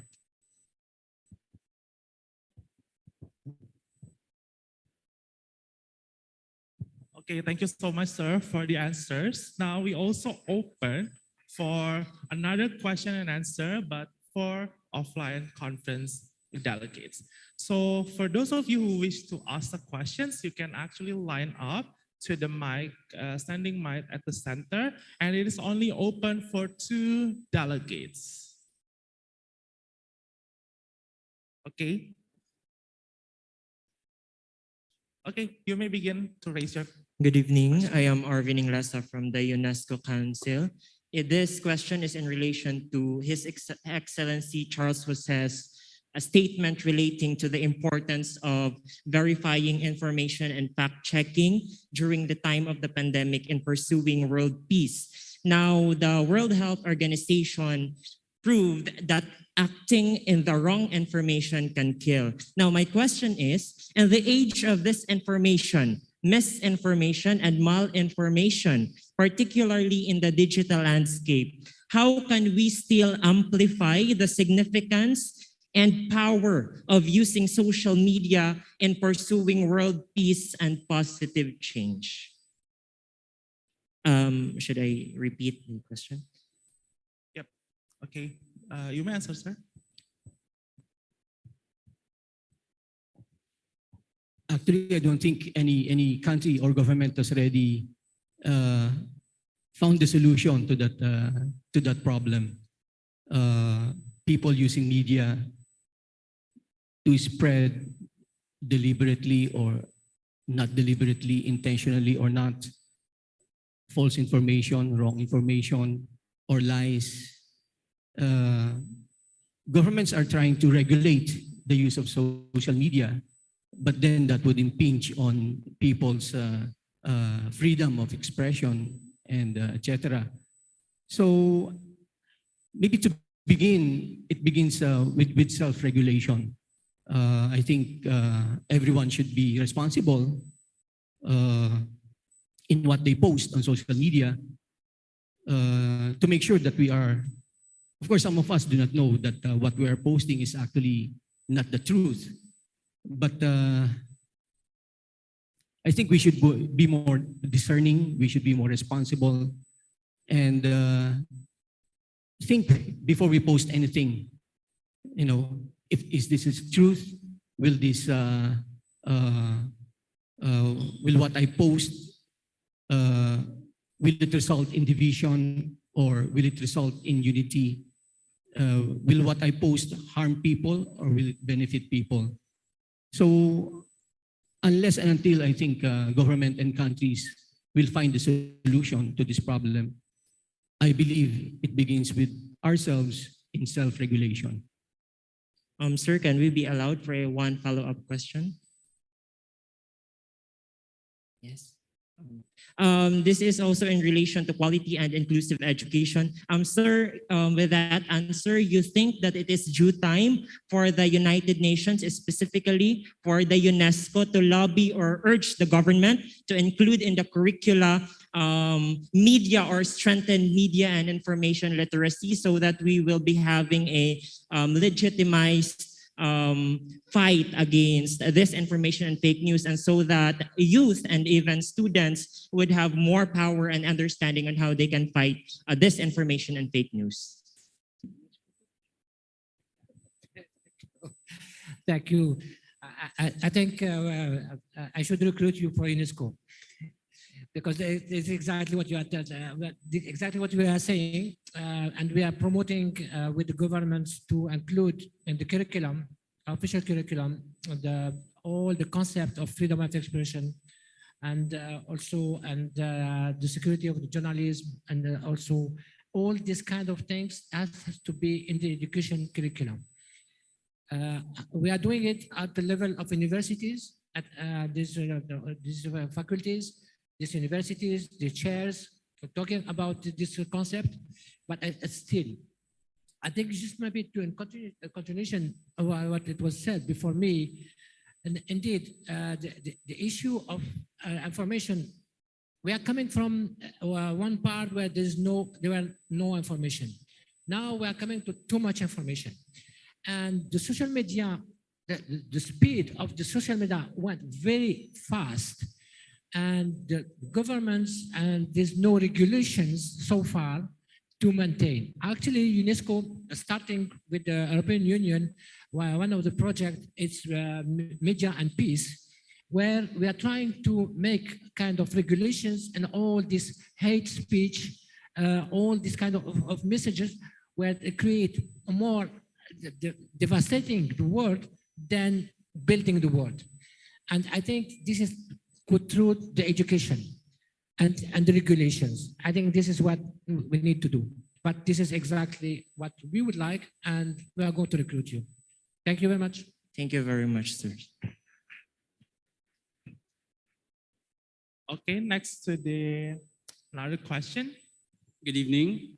I am Justin Jones Natarte from the UNESCO Council, and I am from the Philippines. So this question is addressed to His Excellency, Dr. Charles again, Jose.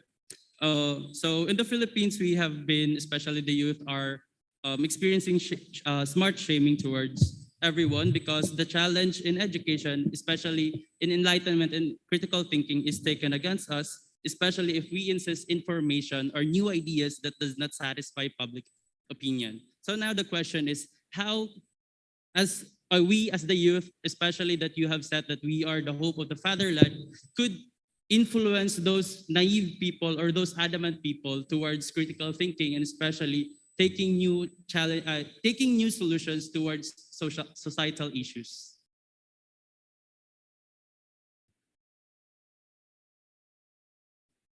Should I repeat my question?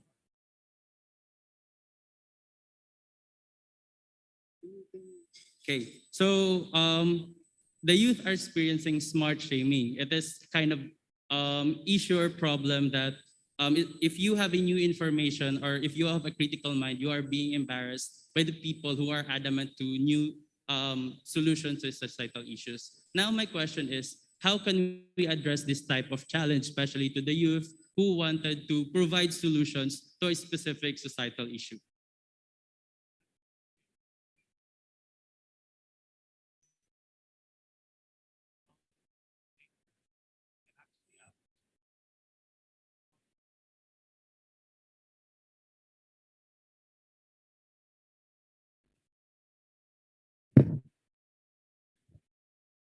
I think it's a good and relevant question because I think this is the main challenge. Because at the same time, we are saying that the youth, they should be active, they should be rather change the things. They have the responsibility and the power, but at the same time, I think we don't have the youth. They don't have the means, and this is what your question, in fact. And so the means you can develop it yourself, but also to push all the governments and the authorities with all the and civil society to make this available, this kind of means. The suggestion is, and I think maybe I didn't emphasize on my presentation, the youth should change from beneficiaries to actors. Actually, as beneficiaries, we are just expecting that all solutions will come. And then we can say why it's not done, why is it like this, why it cannot be better. But I think this is that we need to change these ones, and you be becoming actor of change. And then you make it as you wish, and or influence at least. And to influence, there's many platforms. And you have to use this platform through the society, through the government, through the informal messages, through many ways you can access. And this is how the way we can see it until everything will be in place to powerful the youth. Thank you very much. Thank you. Okay, thank you very much, sir, for the answer. Now for the next question. Good evening, UNESCO Council, Ana Barsoa, and I would like to ask three of our respectable speakers. Right now, you possess immense experience in variety. Sorry, can you actually move closer to the mic? Yeah. Right now, you possess the immense experience in. Louder. Now you possess immense experience in a variety of different topics, starting from diplomacy, ending in international relations. But if you had the chance to go back in time and meet your younger self, which advice, which thought, and what would you give? One piece of advice that you would give to your younger self, the person that just started the career that you successfully accomplished?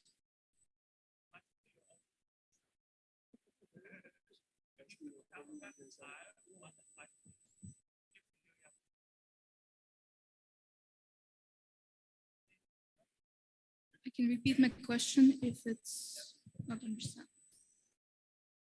I would advise you not to be afraid of the older guys, like this young lady.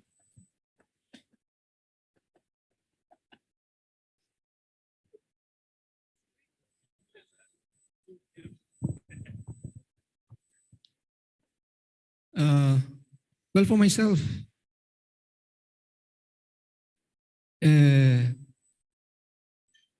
maybe I would have, I'm not sure because maybe I would have had more fun when I was younger.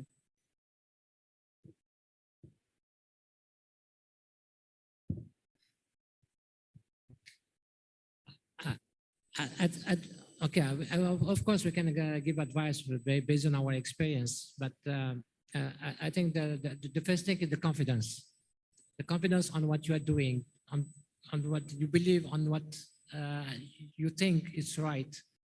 And I think this is the point where maybe we kind of advise that, but it's personal. And it depends on your personality. It depends on the environment where you live. I cannot tell you what I had as experience because my environment is completely different than what you have. And this is where, but you have to contextualize, but the basics is your personal confidence and to learn and education. I think this is the point. Thank you. Hello, everybody. I am from India. Sorry, may I add something to my answer, which came up to my mind while thinking about it? Yes, indeed, it is true. One should not be afraid of the older guys, but I know it is not so easy because I also was sort of afraid when I was a young guy. Am I saying the right thing? Is it correct? Maybe the others have more knowledge and experience. They know better. But my experience now is I found out that's not the case, and you can have your own opinion, and it is the task in our job is to exchange, and if some older guys tell you what you have to do, then they have to give a good reason for that. And reasons need to be exchanged. And I think this is what you have to stick to. And another advice is listen to your inner compass. Everybody has an inner compass. You know what is right and what is wrong. Keep in your side, and you should follow that. And if you don't do that, you should ask yourself, why don't I do it? Why am I afraid? So that would be my word. Okay, thank you so much. So I think this is actually the end of the Q&A sessions. I'm really sorry, delegates, because we're running out of time and we have a really limited time as well. I will take 30 seconds only. 30 seconds only. Pardon? I'll take 30 seconds, not more than that. Last question. Okay, last questions, totally last questions. Putin has just announced that he will be annexing 4 new regions in Ukraine just today. And is this really that we are going to achieve world peace we are talking about today? Because the ground reality is totally different. As the officer from the embassy of Colombia said, the ground reality is totally different. Okay, so can you actually repeat, because we're not really get what you want to ask? I asked that the Putin has just announced that he will be annexing 4 new regions in Ukraine today only, and there will be a bloodshed and loss of life. And are we really talking about world peace, and we'll be achieving world peace that we are going to discuss?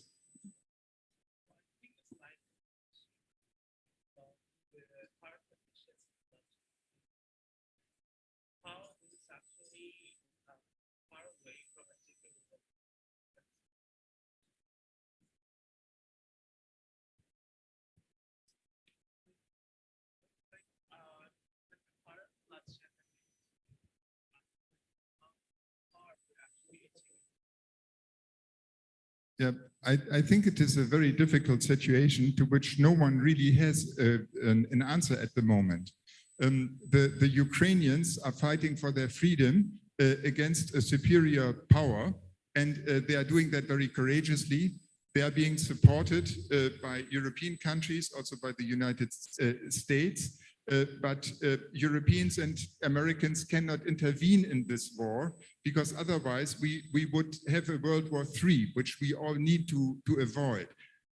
Mr. Putin has also threatened to use atomic weapons. This makes it all the more difficult.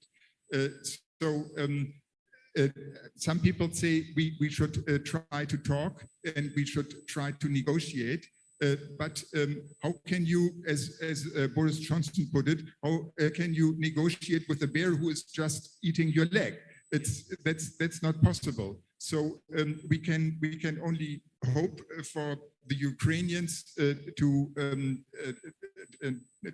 win and to push this attack back. And we can also only hope that in Russia something will change. Thank you.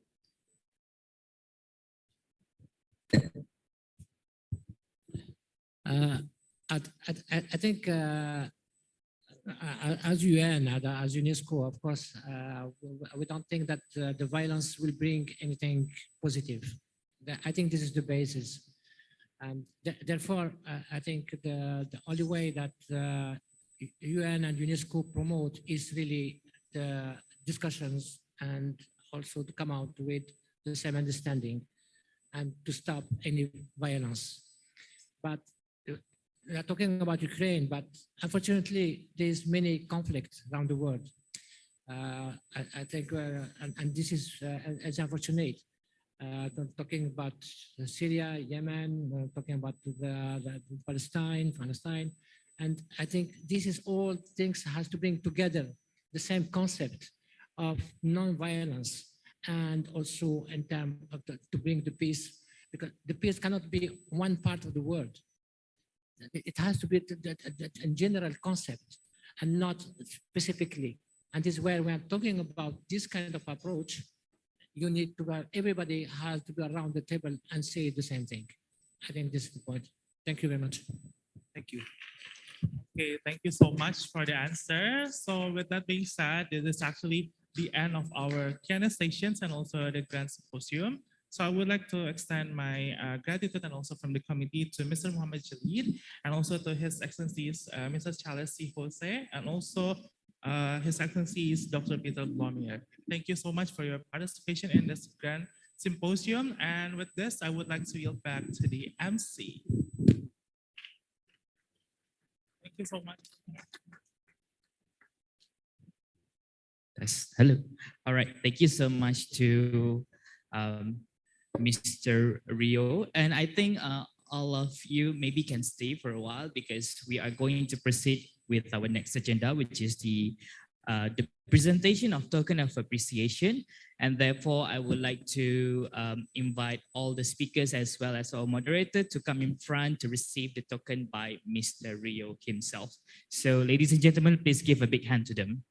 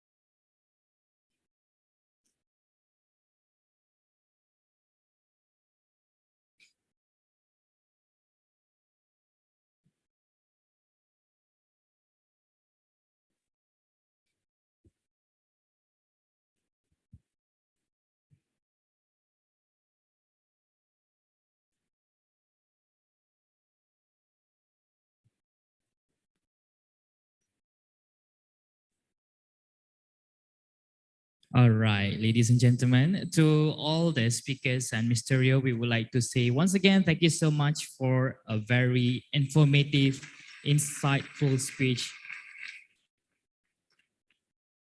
as well as Mr. Rio for moderating the session very well just now. Thank you so much once again. All right, ladies and gentlemen, that was a very lengthy section just now, but whatever it is, I think you guys have gained a lot of information by our speakers just now. You know, it's not an easy thing to hear those information being shared by, I would say, a very high profile speakers.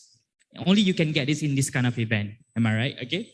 So before we go further to the next agenda, I would like to do some cheers with all of you to wake your minds up, because after this, we're going to have a very important session.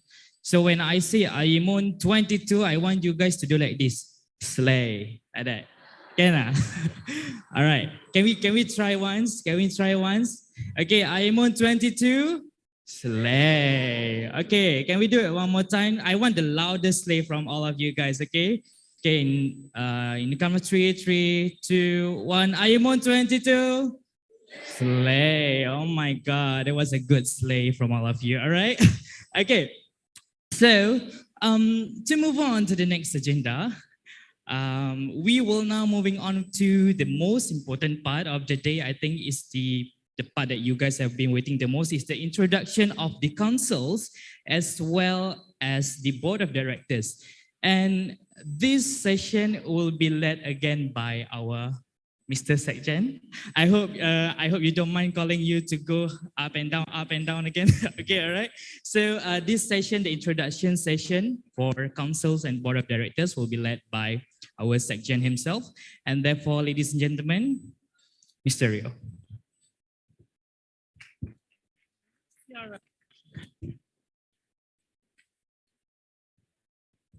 Okay, so delegates, before we move on to the conference sessions, which is tomorrow, we have actually something that's important that needs to be conveyed, which is the council informations and also your respective board of directors. So we're going to begin one by one from the offline conference first, which is the Unicef.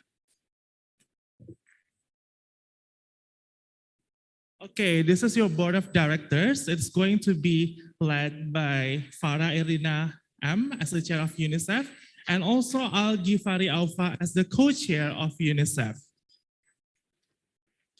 Unicef. And the next one is the UNESCO offline conference. UNESCO. It's Mr. Yong Cheng from chair of the UNESCO, and also Chong Yuni as the co-chair of the UNESCO offline conference. And the last one is from UNSCR offline conference. It is Mr. Muhammad Ganesh Arkana Uli Abror as the chair of UNSRC, and also Ms. Muhammad Anugrah Utama as the co-chair of UNSCR. Now we proceed with the online conference, starting from Unicef. So this is your board of directors for virtual conference. The chair is actually Akansha, co-chair Francis Javier Tree, and also Naya Shafaz, the rapporteur. Next one is the UNESCO online conference. It is being led by Pratham Golcha from India. There's Hafiza Binti Abdul Samad as the co-chair, and also Mr. Dafa Afriansyah as the rapporteur of UNESCO Virtual Conference. Now we proceed with the UNWTO Virtual Conference. It's going to be led by Rashika Bhagat as the chair of UNWTO, and it's going to be co-led by the Oriza Sativa Ramadan. The next one is WHO Virtual Conference. It is going to be led by Rusu Jordan Angelo Nampitukulu as the chair of WHO, and also Anika Nusrat as the coach, WHO. And the last one is Interpol Virtual Conference. It's going to be led by Aryan Singh as the chair, and also there's going to be Elisa as the co-chair, and Adiba as the rapporteur of Interpol. So I guess that's all for the board of directors introductions. I hope that you're going to have a really remarkable day during the conference sessions, and also don't forget to ask as many feedbacks as well for to the board of directors as well. Thank you.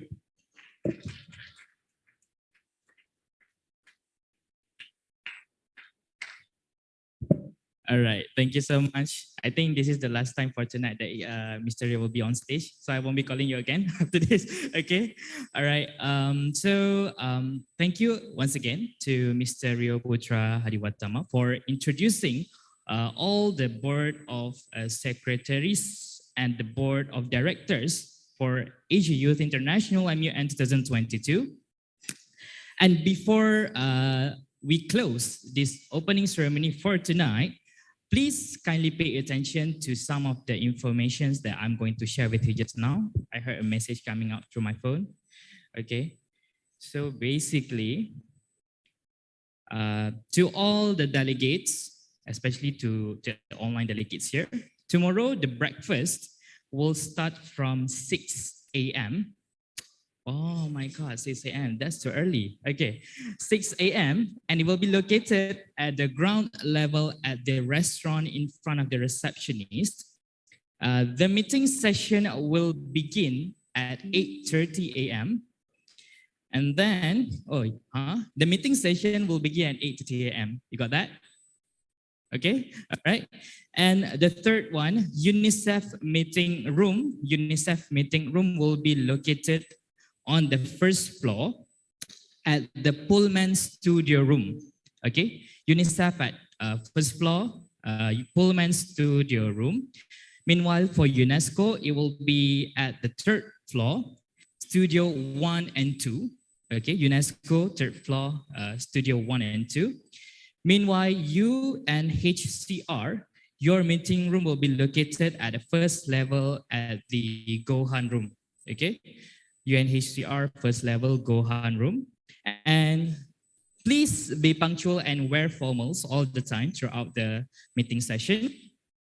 And additional information to the selected cultural performers and Parade of Nation participants, please do not leave the ballroom. There should be a briefing from the committees. This applies for all cultural performers and Parade of Nation participants only. And I think that's all the information that we have for now. I hope if you have any doubts on that, you may come to any of the committees after this. And I think that's all that we have for tonight. Finally, we are reaching the end of our session tonight. Okay, or it's 10 p.m. on a Friday. Okay, and we have come to the end of this opening ceremony. And on behalf of the host and the committees, once again, we would like to give our deepest appreciation to all speakers, to all the offline delegates, the physical delegates here, as well as the virtual delegates who are wherever you are right now, at your home, at your office, at your bedroom, wherever you are, for the virtual delegates, for your kind support and participation. And I would like to say that all the perfections that happens within this event is by the God himself, and all the shortcomings are coming from me and the committees ourselves. And therefore, we would like to say good night. Assalamualaikum warahmatullahi wabarakatuh, and good luck for tomorrow's committee session. That's it. Thank you so much.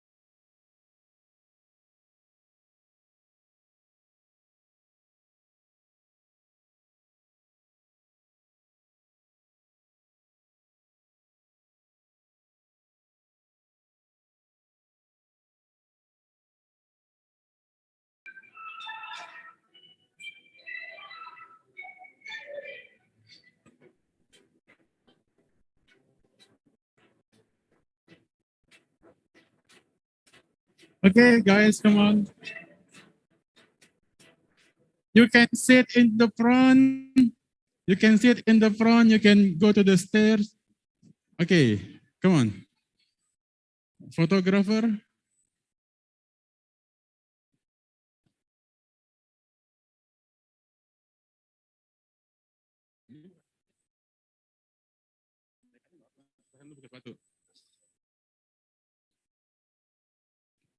Okay. Okay, guys, please look at the camera.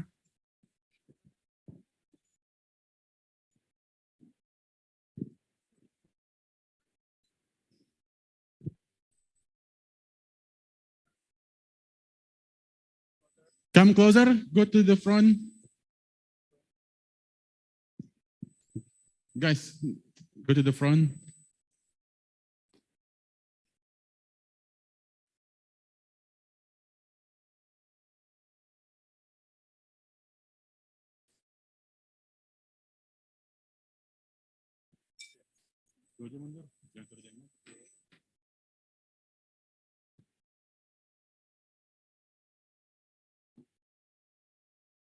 Okay. Guys, you can go to the front. Still empty in the front.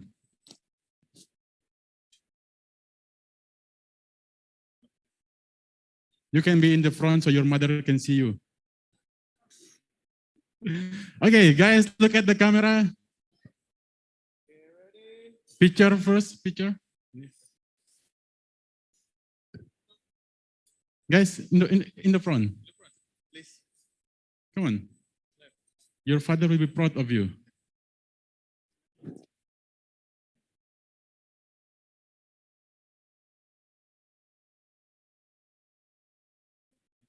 Yeah, the last one. Okay, look at the camera. Oh, more come.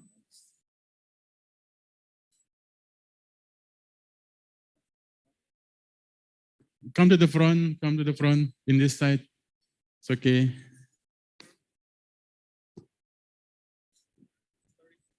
Come on. Don't be shy.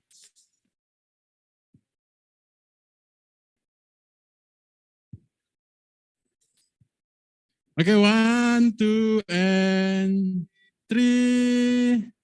Online delegates, smile.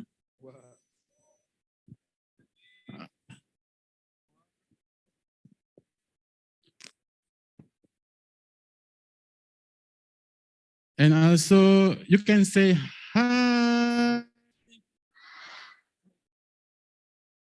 Our MC said that Slack, okay. Okay, which speaker? Sir, you can join.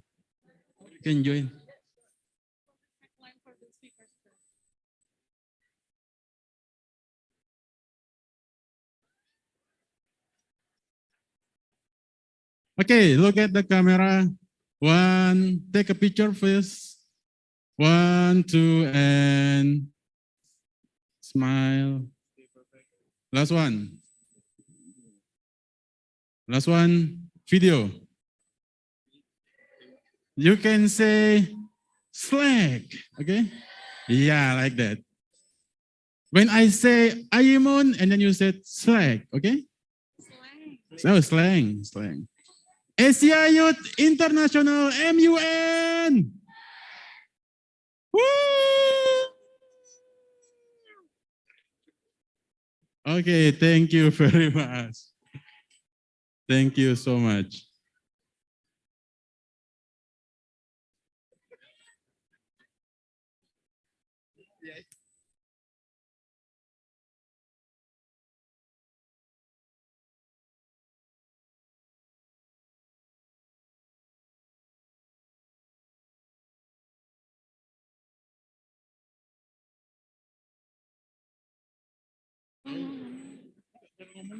Udah bilang aja. You got greeting atau gue? You got a greeting, ya udah nggak apa-apa.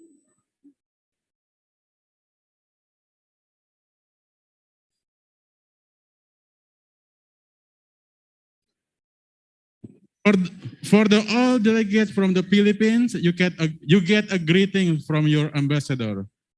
So he said that good luck for your journey in Asia Youth International MUN.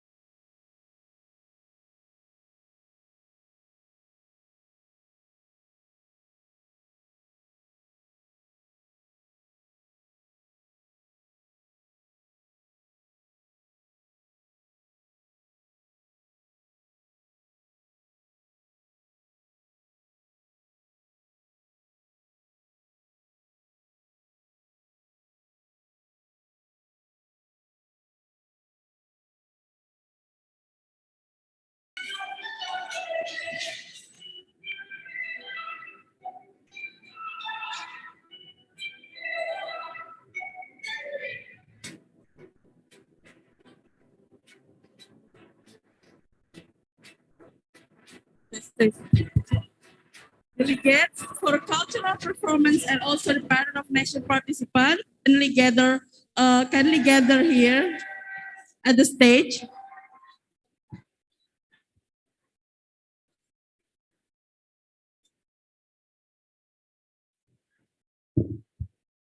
For all participants that is involved at the cultural performance and also Parade of Nation, kindly gather yourself here at the stage because we have a further briefing for the closing ceremony and also for the cultural performance. Thank you. Request if the Philippine delegates can also be here on the stage. Hello, Tess. Okay, There is a request from this delegate. All Malaysians, can you come to the front of the Malaysian delegates? Thank you.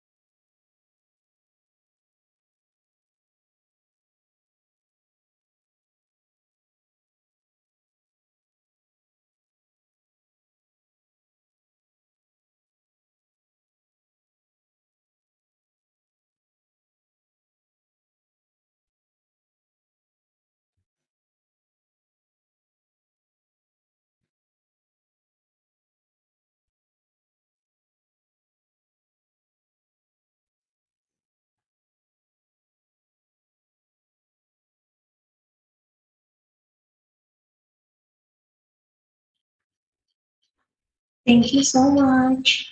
Good night, everyone. Wow, such. Good luck, everyone.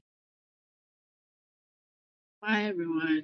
Bye, guys. Hi everyone. Bye. Guys. Hi, everyone. I'm Ryan from Sri Lanka. Bye. Bye.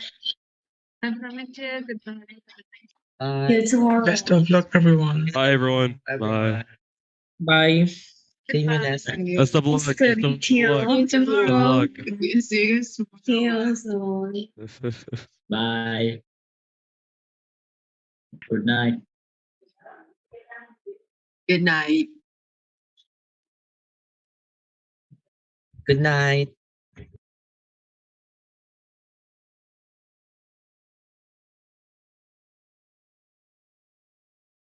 Sleep well.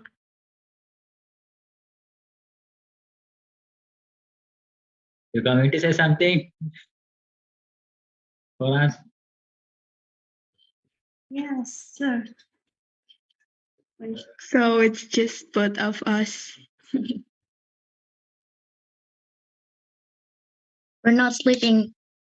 Bye.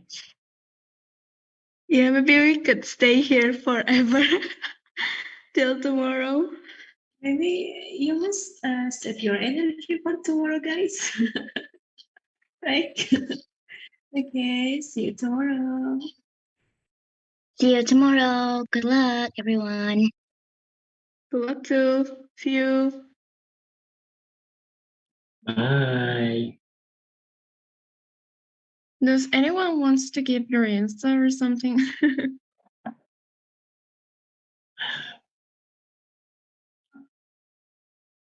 What's your name?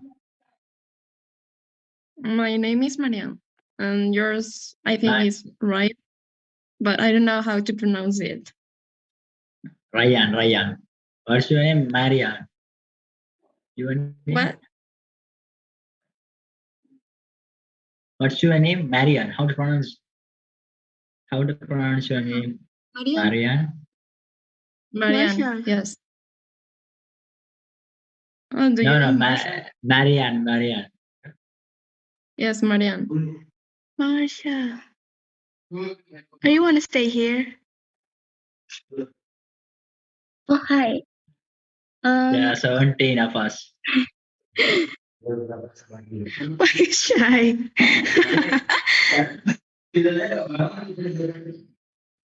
Wait, guys, let's follow each other Instagram. Okay.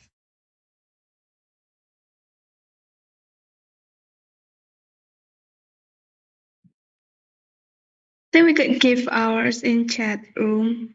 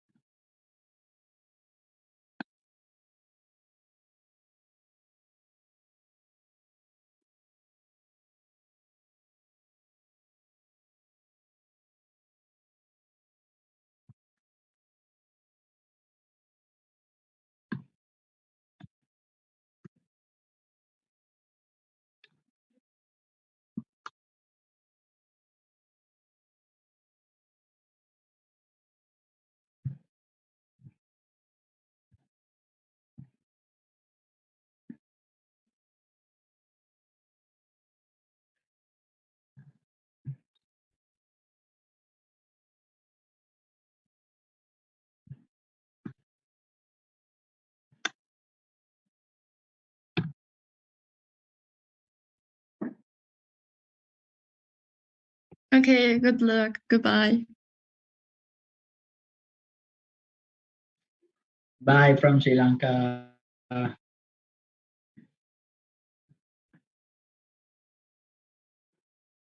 everyone.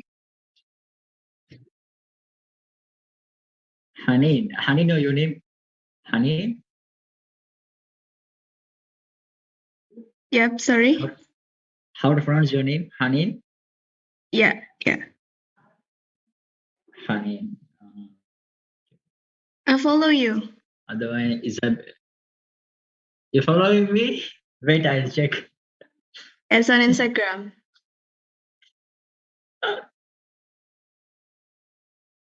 Wait. Yeah, I can see. Hmm, Wait. What's your ID name? Can I know your Insta ID?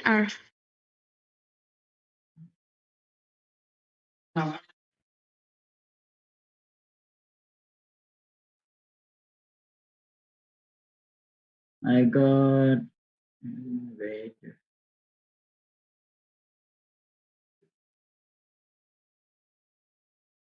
I think still I didn't get your request.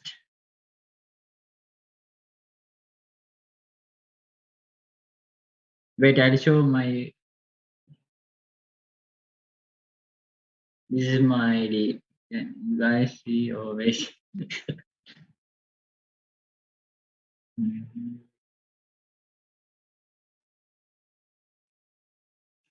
Ryan underscore Niasdin. Yeah. That's one. Leave me a message, okay? Then I can know. Okay, wait. There are so many requests. Here, see.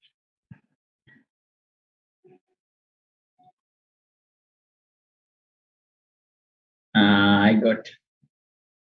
Okay.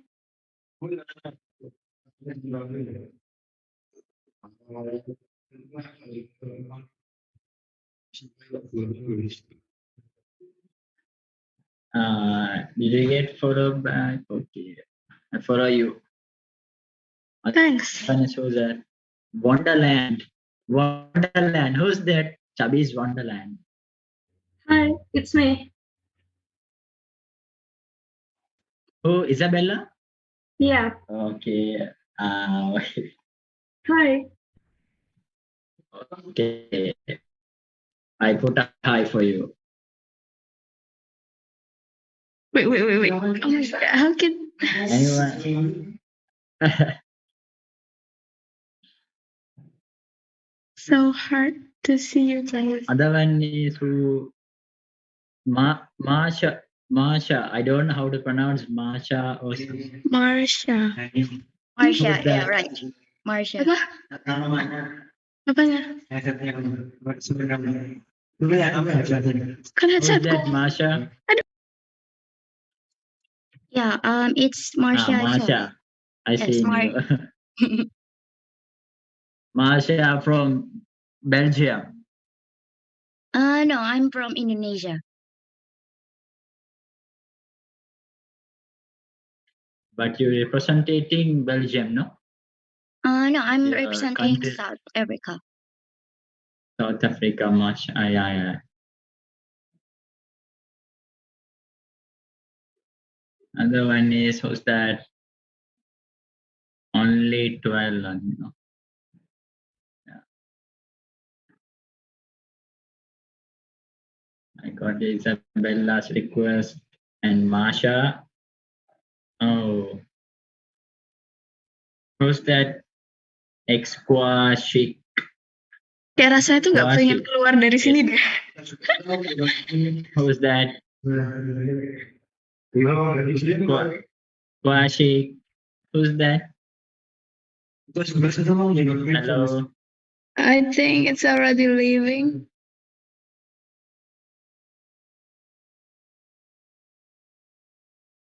Who's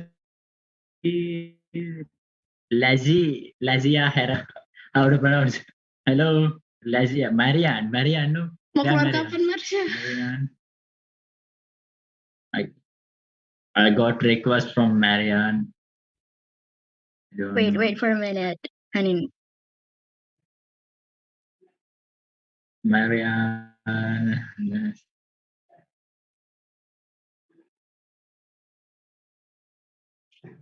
Okay, for Ryan and Isabella and the others, I may leave first if it's okay. You're gonna leave? Yeah, it's already very late at night here. Yeah, I'm going I'm to. so tired of wearing this bracelet. I'm gonna leave. Bye. So bye. Too hot. Bye. Finally, bye. Okay. See you Everyone, tomorrow. leave, please. See you tomorrow. Good luck. Bye.